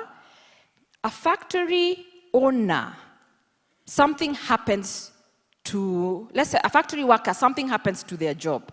What happens in their life? Do bills get paid? No, something happens to the job, they lose it, or they get sick for six months. Do bills get paid? No. Yeah, because they can't work. Well, a factory owner, the factory keeps going even if something happens in their personal circumstances. And when we talk about financial freedom, what we are saying is, can life events happen, no matter what it is, but my life as I know it can still actually go on. So a factory worker can look very good. In fact, most of the time, factory owners look like factory workers. Yeah? The hype wants a big car, a flashy life, but most factory owners look like factory workers because they know what they're building. They have a vision and they have a strategy. But a factory worker, what they do is take that money and build other people's factories all the time. So you earn your money wherever it comes from, and it's fine, we will always build. But the fact that we are all dressed, none of us appeared here naked, means we have built somebody's factory. That's fine, yeah? We buy our clothes, we have to eat, we have to send our kids to school, we have to fuel cars. But you know, that's always, just keep in your mind, that's always somebody else's factory. What's your factory? What's your factory? What's that thing that will give you choice in your life? And that choice could be, it's not just about bad things happening, it's also saying, I want to take a break for 6 months and do a course. That's your factory that works for you to be able to do that. I want to go on holiday and not stress when I'm going on holiday. Yeah? I want to one day, if this is in your vision, walk into the showroom and buy a car. There's nothing wrong with that. But let it come from your factory rather than money that you're going and now spending on that car. So you've paid the dealer, then you also paid the bank for the loan on that car. So with that one purchase, you're paying like 3 factories. None of them belong to you. So even when we say saving and investing, it really is get your factory working. That's why also your money cannot just stay in savings, because savings will only do too much. It's just a holding place for money until you can see how does it start working. And everybody has to think this way. The day I'm not working, it's no longer about an age. Because the age we're living in, even that concept of retirement is going through the window. Yeah? The day I don't show up where I earn my income from, what factories are working on my behalf? Things that belong to me, things that give me freedom, things that I have agency and choice over the decisions with that money. That's your factory. How many factory workers in the room? It's okay, let us be honest. Factory workers, anonymous, there, it's okay, that's why we are here. All right, yeah? Hello, my name is, I am a factory worker. How many thought they were factory owners, but literally they are factory workers? Just because you own a business does not make you a factory owner. Can you step away from the business? So if you're sitting in business, don't be all smug and saying, may I run my own business. Can you step away from the business and the business continues working without you? If not, just say, I'm a factory worker in a business that I happen to own. Simple. Yeah? When we teach entrepreneurship, we call it self-employment versus entrepreneurship. Yeah? So, number 4, we've got to reframe and learn what we thought doing well meant. Because the hype wants us, and when we talk to people about money, it's really hard sometimes to get them, almost go beneath the surface. Don't tell me you want a car, a house, property, holidays, etc. Don't tell me that, because when people are talking tangibles immediately, they are usually in context to somebody else. I want to go to Dubai. Why? Why do I want to go to Dubai? Because someone else went. And social media is making us think that's what we want. Okay? I want to buy a house in Waithaka. Why? Because somebody else has it, or that was the neighborhood that was put in your mind at some point in life to aspire to, correct? That was the car that was put at some point in your life to aspire to that car. A lot of times people have asked me, Sheke, why haven't you upgraded your car? And I'm like, I have actually no reason to. Even sometimes I thought maybe I should. Then I'm like, why? Because for me, that's not important. Tell me about going on holiday. Now that's important to me. But the car, I like my car. It's an older version of Subaru, but why do I like about it? I like fast cars, yeah? And I like cars that can go off-road, yeah? And have boot space, okay? So me, you can buy these fancy cars and it has a micro boot. Doesn't work for me, yeah? Or on those roads get a bit rough, you have a big car and you're calling it a four-wheel drive, but you can't, you have to bembeleza it to go across a small path. No. Or you have to do this on bumps. Yeah? No. Yeah? Me, I just pass people, go off. Yeah? Then easy to maintain. There's so many. Any Subaru lovers in the house, that's me, yeah? But I think it's the same way even a car, it's the experience of the car is what will make me ever change the car. Do I want a new experience that this car is not giving me? Right now, no. So even before you talk about the hype is get a car. The hype is, tell me what do you want? Don't tell me you want property. Maybe it's not property, it's not for you, given what you want. So when we really get down to it, people want security, and they define security differently. People want freedom of choice. People want flexibility of time. So please first define what you want in that perspective. Then when you define that, the strategy starts unfolding. Or it is security you want. Security means in 10 years you don't want to be reliant on a salary for your income. Or then property that you rent out and have tenants in certain locations will give you the highest rentals in 10 years' time. Do you understand how the strategy follows that? But you're not after the property, because you see what the mistake people make. When they're after the property, they go buy apartments in Kilimani that will not achieve that. Yeah, you should be buying apartments in Kino. So you've got to really think, because your investments, let me just say this, have nothing to do with your personal preferences. I hope you understand that. You may want to live in Kilimani. Does not mean that is where you invest. Yeah? I may like wearing purple dresses. Does not mean I should start a business of purple dresses. That is my personal preference. Are there enough customers for purple dresses? Yeah? But I could say that's a good business opportunity. Making mandazis outside this road, actually I've seen, is a concrete business opportunity. So you've got to differentiate that, because hype wants the posh looking things. Hype, your conditioning will tell you, go do the things you like to do or would like to invest in. Go invest in the property you would like to live in.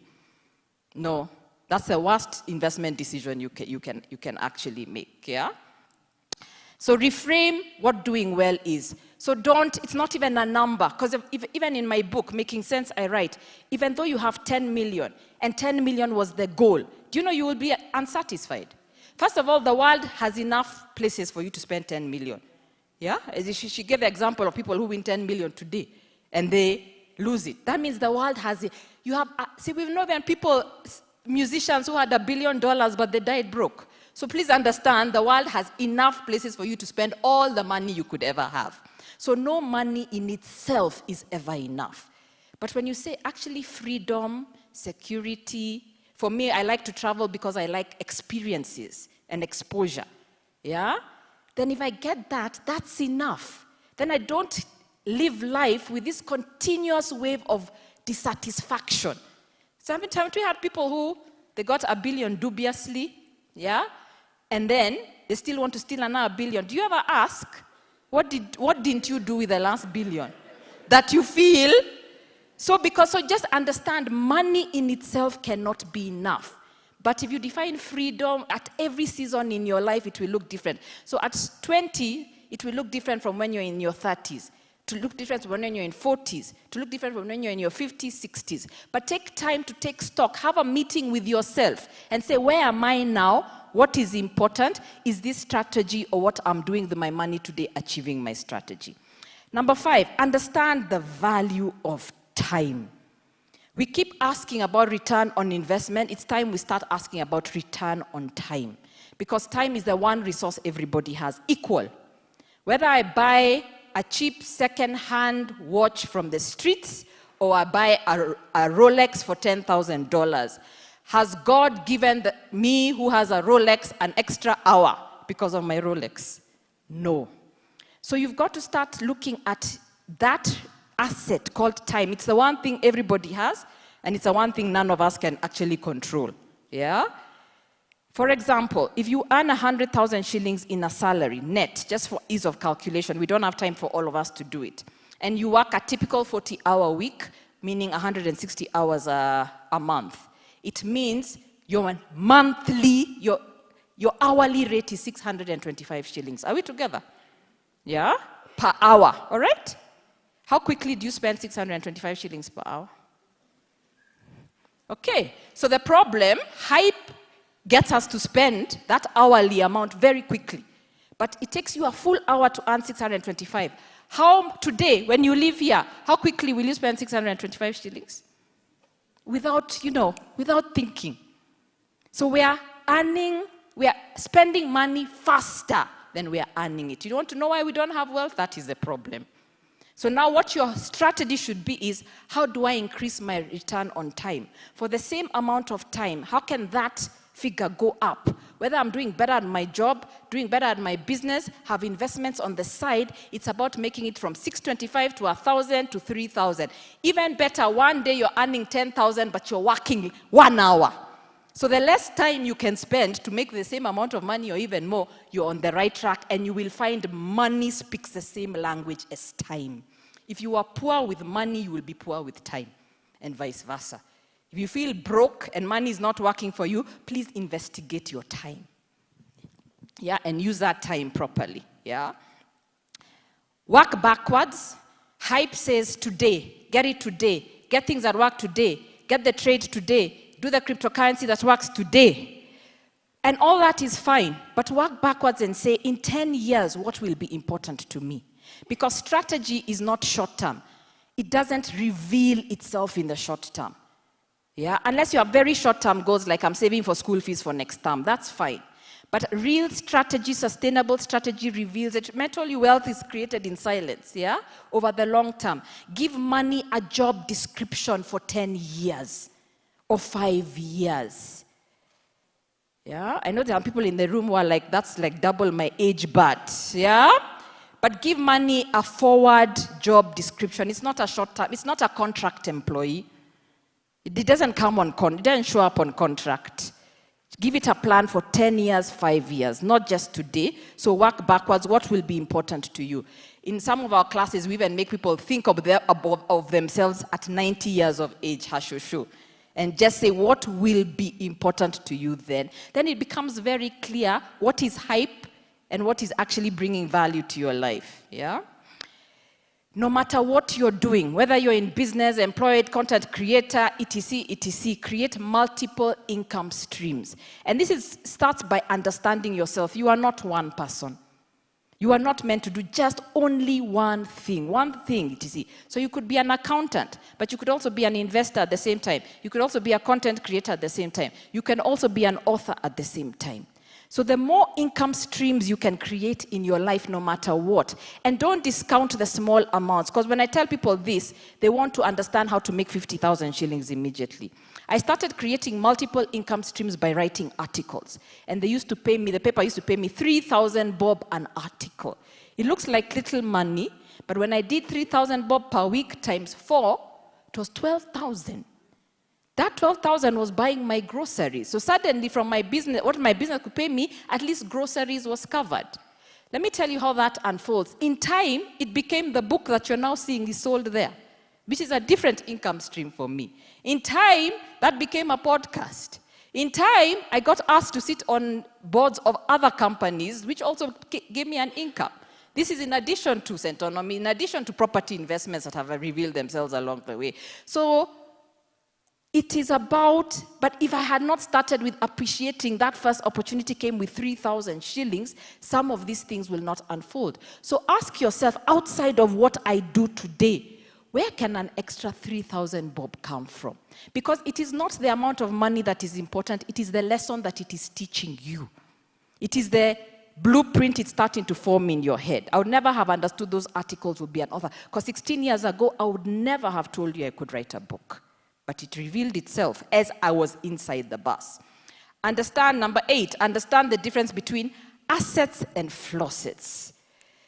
This is an old lesson we've taught from Bay, but still today I get people don't understand this because we love the flosset and we think it's an asset. Yeah?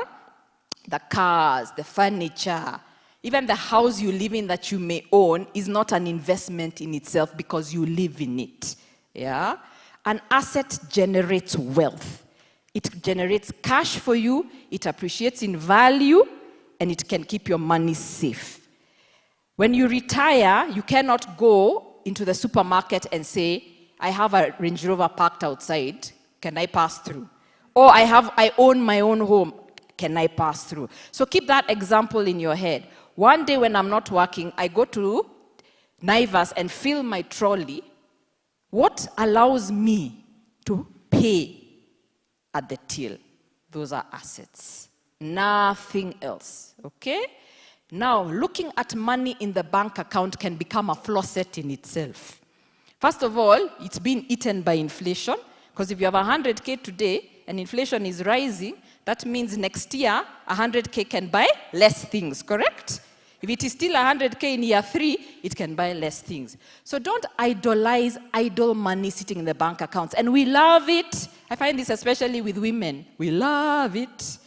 In fact, when we have opportunities, but then I have faced it recently, where I had to put a big chunk of my savings into an investment. I had to have a moment, like a funeral, for the bank balance. Because it's so nice. It's in money market. And Waithaka says it's money market is not an investment, yeah? It's in money market. We had a period where we were getting crazy returns on money market, but that has gone, yeah? And I'm like, I have to remove it and take it somewhere, which will then take time before I can earn something back. But that is what investment is. So don't make money in the bank account a flosset because it looks nice, yeah? So assets will eventually provide you that income. Assets become that factory I'm talking about. Yeah? So even in your business is not an asset until you can step back and it runs without you.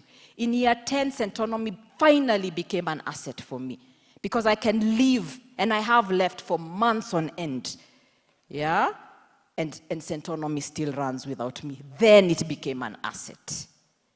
Yeah, then I can focus on growing the asset. Yeah, so even your business, think strategy. What strategy actually gets me there? Now to end, I just want to do a shout out to women. Women in the room? Yes. I'm doing a special shout out message to women because in the days of hype, a lot of people, people most affected are women. Does anyone wonder why? Because I remember I said hype has also been the conditioning and some of the cultural noise that has been there. For women, and I'm not saying it doesn't exist for men, but for women specifically, there are many things the world has told you you should be to everybody else but yourself. And when it comes to money, you are working and going to have to unlearn. Like what you were saying, what did we see our mothers doing? We didn't see our mothers as the breadwinners, but suddenly you're the breadwinner and you're struggling with that. Or society is struggling with you on that. Or you are told you should not do. Investments are not for women. There's even a bias. Remember my Standard 6 story, where you are told, you just had a concept that this money thing is not for us, correct? And I should depend on somebody else, yeah? You can walk into financial institutions, and because you're a woman, they assume you have little money. It has happened to me, yeah? They just assume. Or when they want to do a transaction, it's the husband that is called, or a male business partner that is called. It is not you yet, you're on the whatever. So there's a lot of hype around women. And there's nobody going to change this narrative for women but women themselves. So women, allow yourselves to want what you want unapologetically. You are allowed to be as capitalist as anybody else and think money and be able to say, this works for me, this doesn't work for me. And you must do it because later a lot of financial burdens come and fall on women. Black tax people think you are the first and easiest target. You are allowed to say no. So women, please create your own strategy first, and then let others come and align with that strategy. Women, have you heard me? Yes, you be as wealthy as anybody else, yeah, unapologetically. You don't have to ask for permission from anybody to be wealthy, to have your own financial security, and to have complete agency. By agency, I mean ability to make decisions for yourself on your finances. Okay, women? That is the age we're dealing in. That is the reality. Times have changed. Take agency over your money and do not accept poverty for the sake of other people's egos to feel better about themselves. Okay? So start questioning what works for you and go and do it. I'm not saying don't partner with people, don't whatever, but also you have the right to say, this doesn't work for me, this works for me. Okay? So please do that. So to end, I want my personal definition of wealth, okay? Wealth, because all these strategies so that you can be wealthy. Young, old, men, women, yeah? Everybody should be wealthy. I started Centonomy because I have a deep conviction that everybody was meant to create wealth. Yeah? I don't think poverty is God's plan. I'm sorry, I'll say that loudly. Yeah? It is not God's plan. Yeah? We just have systems and beliefs that are keeping us there. There is enough. So wealth is knowing what you want. So know what you want. Just go and don't, Waithaka asked you to put the first goal today, but take time without noise from anybody. Ask, what do I want? Whether it's a holiday, whether it's a building you want to own. What do you want? And allow yourself to want what you want. And please don't let the noise in your head, because you can't see how it's happening today. Please don't allow yourself to not want it. Oh, that's too much money. You scale it down. Don't scale it down. Yeah? Then, knowing what you want, openness to learning.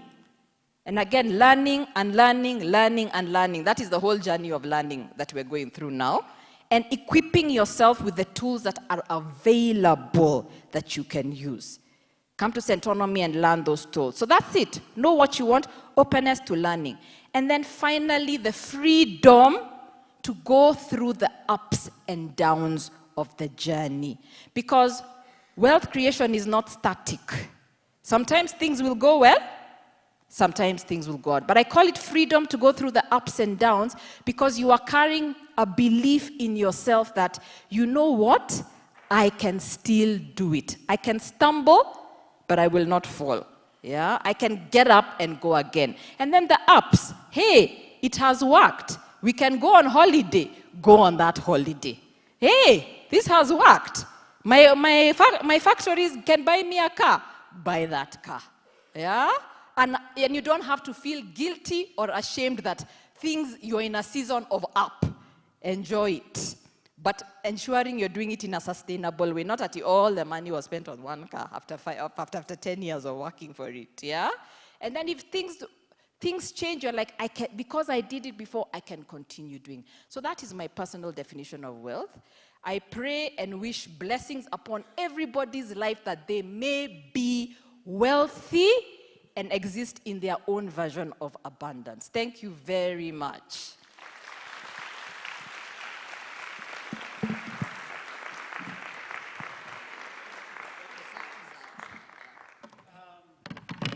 So, you guys have been talking about 250,000, 1 million. Me, I have 25K. What can I do? That is so much money.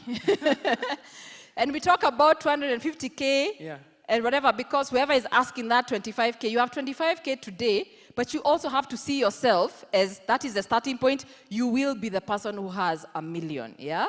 So again, it comes back to what we're saying. What is your immediate goal? Do you want to grow that money? Do you want to keep it safe for a particular reason? Do you want to invest it? So I don't know the goal or the priorities. Are you in debt that works fast, yeah? But if it's an investment, go and start with the investment that you are. Go and take time to understand even your first investment, yeah? And start with that today. Because the thing is, even this person may not even, it may be in a current account versus a savings account. So it's your first step moving it to a savings account, yeah? Because once you take that initial step, money is about small wins. What is going to give you the small win with that 25,000 shillings? And that's a lot of money. When I started investing, it was really 5,000 shillings was my first investment, and I bought shares because you can buy shares with 5,000 shillings. You can do money markets with 25,000. You can be in a chama where 10 people have 25,000 shillings each. There is your 250,000 shillings. So do you want to pull money together? So the options are limited. But what is your version of your first win? Yeah. And then you'll see what vehicle works for that. Yeah. And I feel like with questions like that, what you're trying to say is I don't have a plan. Yeah. And what the Centonomy 101 program is going to do is to actually help you to put together a plan so that you're answering the question of what do I want my 25,000 to do? What do I want my 250,000? I saw someone there saying, what do I want my 10 million to do? But let me speak to a point. Sorry, Waithaka. It's okay, go ahead. It's a mentality we have. There's a time I had no money, none. That time I was broke and I was starting Centonomy with absolutely no money. Yet I went for a investor briefing or conference of people who are doing some property transactions, and they were asking for investments of $1 million each. Remember, I don't have money, and it was some odd mistake why I was on the distribution list anyway. But I still went. Why? Because even with 25,000, if you want to make millions, please expose yourself to the information and the people who are making millions.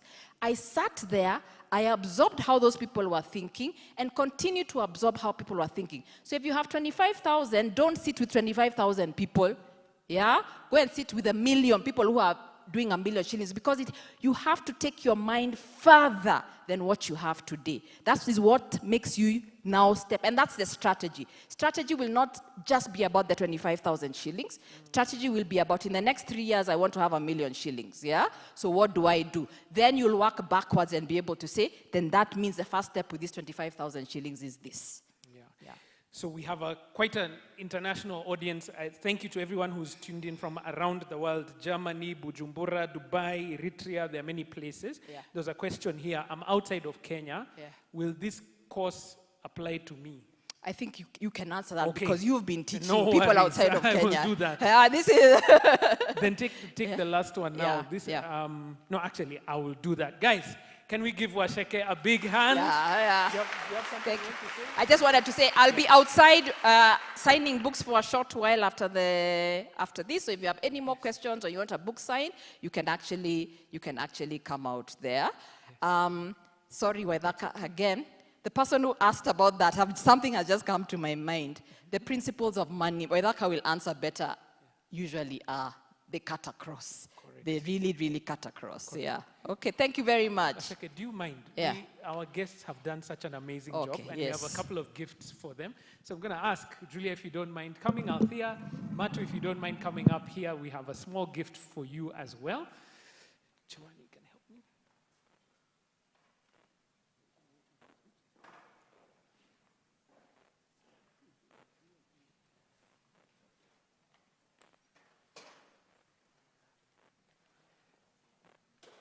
good. Steve, we are waiting for you. All right, there you go. Let's move a bit this way. This side.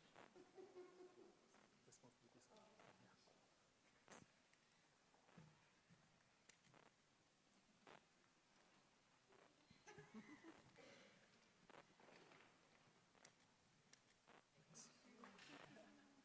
You're welcome, Althea. This is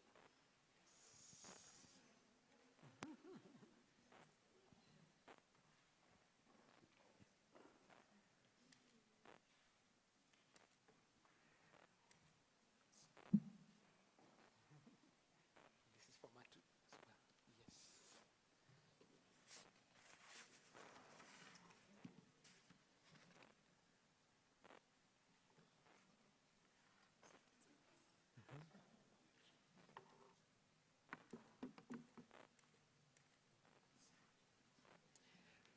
All right, can we give them a hand again? Thank you so much, Waceke, as well, for serving. And those gems, everyone was saying in the chat box, those are gems. Now, ladies and gentlemen, you've heard a lot. Thank you so much for being so patient with us, and I hope it has been worth your time. Has it been worth your time? You've learned something? Okay, good. Now take action. Oh, now we've started having people up there as well. Excellent. And those all who are online. I wanted to answer those questions really quickly. I wanted to say that the principles of wealth creation work around the world. It is for you to apply them in your situation. So whether you're across Kenya, across Africa, across the world, we can proudly say, as Centonomy, we've trained on every continent on the earth except Antarctica, and we're heading there as well. As of this year, we've had students even in South America. And it's such a broad perspective. So when you come into the class, you're hearing about somebody who's investing in Japan, and then you're hearing somebody who's investing in the US, and hearing somebody who's investing in Africa. And it's going to make a big difference in the way that you think. It's very useful for the networking that's growing there. The last one that I'm going to take for now, because the rest we will answer in the program, and I want you to take that time to come for the Centonomy 101 program, is how do we get out of debt, and especially bad debt. We get out of bad debt, ladies and gentlemen, by paying for it. There's no other way. So the question is, where do we get the money to pay? There's no other way. And it's about organizing what you have. That's why we always talk about taking control of what you have. I want you now to focus yourself and to say, if this is something that I want to achieve, I will make the sacrifice today, so that, like Julia, you'll be able to say in a few years, you'll be able to come back and say, it has worked for me. And I've done this now for 10 years. I'm yet to see one student come and say, it was not worth my time. And that's a big deal. So take the advantage right now. Those of you who are here, take advantage of the discounted registration that we have. If you are in Kenya, where you can use the Mpesa. Mpesa is 986850. You put your name like Jane and the number 101 as the account. 986850. Only 500 shillings to register today. The rest you will pay in installments. So by the first week of September, you will pay 17,000. In the next 4 weeks, so a month after that, you pay 17, and then another month after that, 4 weeks after that, you pay 14,000. That's how you get to the total of 48,000 for the tuition. Remember, as Althea and Matu said, when you come as a couple, you get a 10% discount so that you can learn and grow together. We recognize it is coming from the same household. If you're outside of Kenya, just take a quick screenshot of the bank details, $5 to register. So a quick one of that, and then you have other options to pay through PayPal, where the account number is finance@centonomy.com. If you're using Paybill, you can just email finance@centonomy.com, and we'll send you a link so you can pay using your credit card or your debit card. And then the rest, we will assist you along the way. Ladies and gentlemen, take action now. It's worth it for your time. So, we have a tradition here at Centonomy. We thank God for what He has done for us. So I'm going to ask if we can stand together. Those who are online, we will pray together as we go. I highly recommend Please do stop by the booth outside there. Waceke and Nduati will be there signing her book, Making Sense. It's only 1,000 shillings here at this venue. Please do pass by there at the end. And I know Radhika's team from Ndovu are also around. Please do check them out. Last thing as we go. So I'm going to ask everyone to stand, even those who are up there. As we go, next weekend on the 9th of August, if you are in business, please do not miss the Centonomy Entrepreneur Chats. We'll be at the National Museums of Kenya, just down the road over here. If you are in business, that is your primary source of income, and you want to learn about business, that's what we do. We have the Centonomy Entrepreneur Program, which we'll be talking about at the National Museums of Kenya next weekend. The details on payment are there. That one is not a free event, but it is worth your time and your money. Let us pray. Father, we thank you for the opportunity to learn, to grow, and to build. You are the one who has given us the ability to create and generate wealth. We pray that we will make use of that ability and grow wealth that will cause a change, not just for ourselves, but for our community, our country, and the world. For all those who have chosen to make that journey with us, we say thank you. And for those who are coming, we say thank you. We pray that we would go home now today with the lessons clear in our minds, that we will no longer follow hype, but be people of strategy just like you. Thank you, Father, for we pray this in Jesus' name. Amen. Ladies and gentlemen, God bless you and see you in class. To all those online, thank you so much. All around the world, we are so grateful that you spent your time with us. This video will be available on the Centonomy YouTube channel. The whole video is available, so you can share it with your friends. You can review some of the things that you have missed. Please do not miss out. We are so grateful. If you have any questions, you can still type them in the chat box and our team will be responding. For those who are in the hall, the Centonomy team is outside there. Please do engage with us so that we can be able to tell you more about our programs. Thank you, thank you, thank you. God bless. Bye.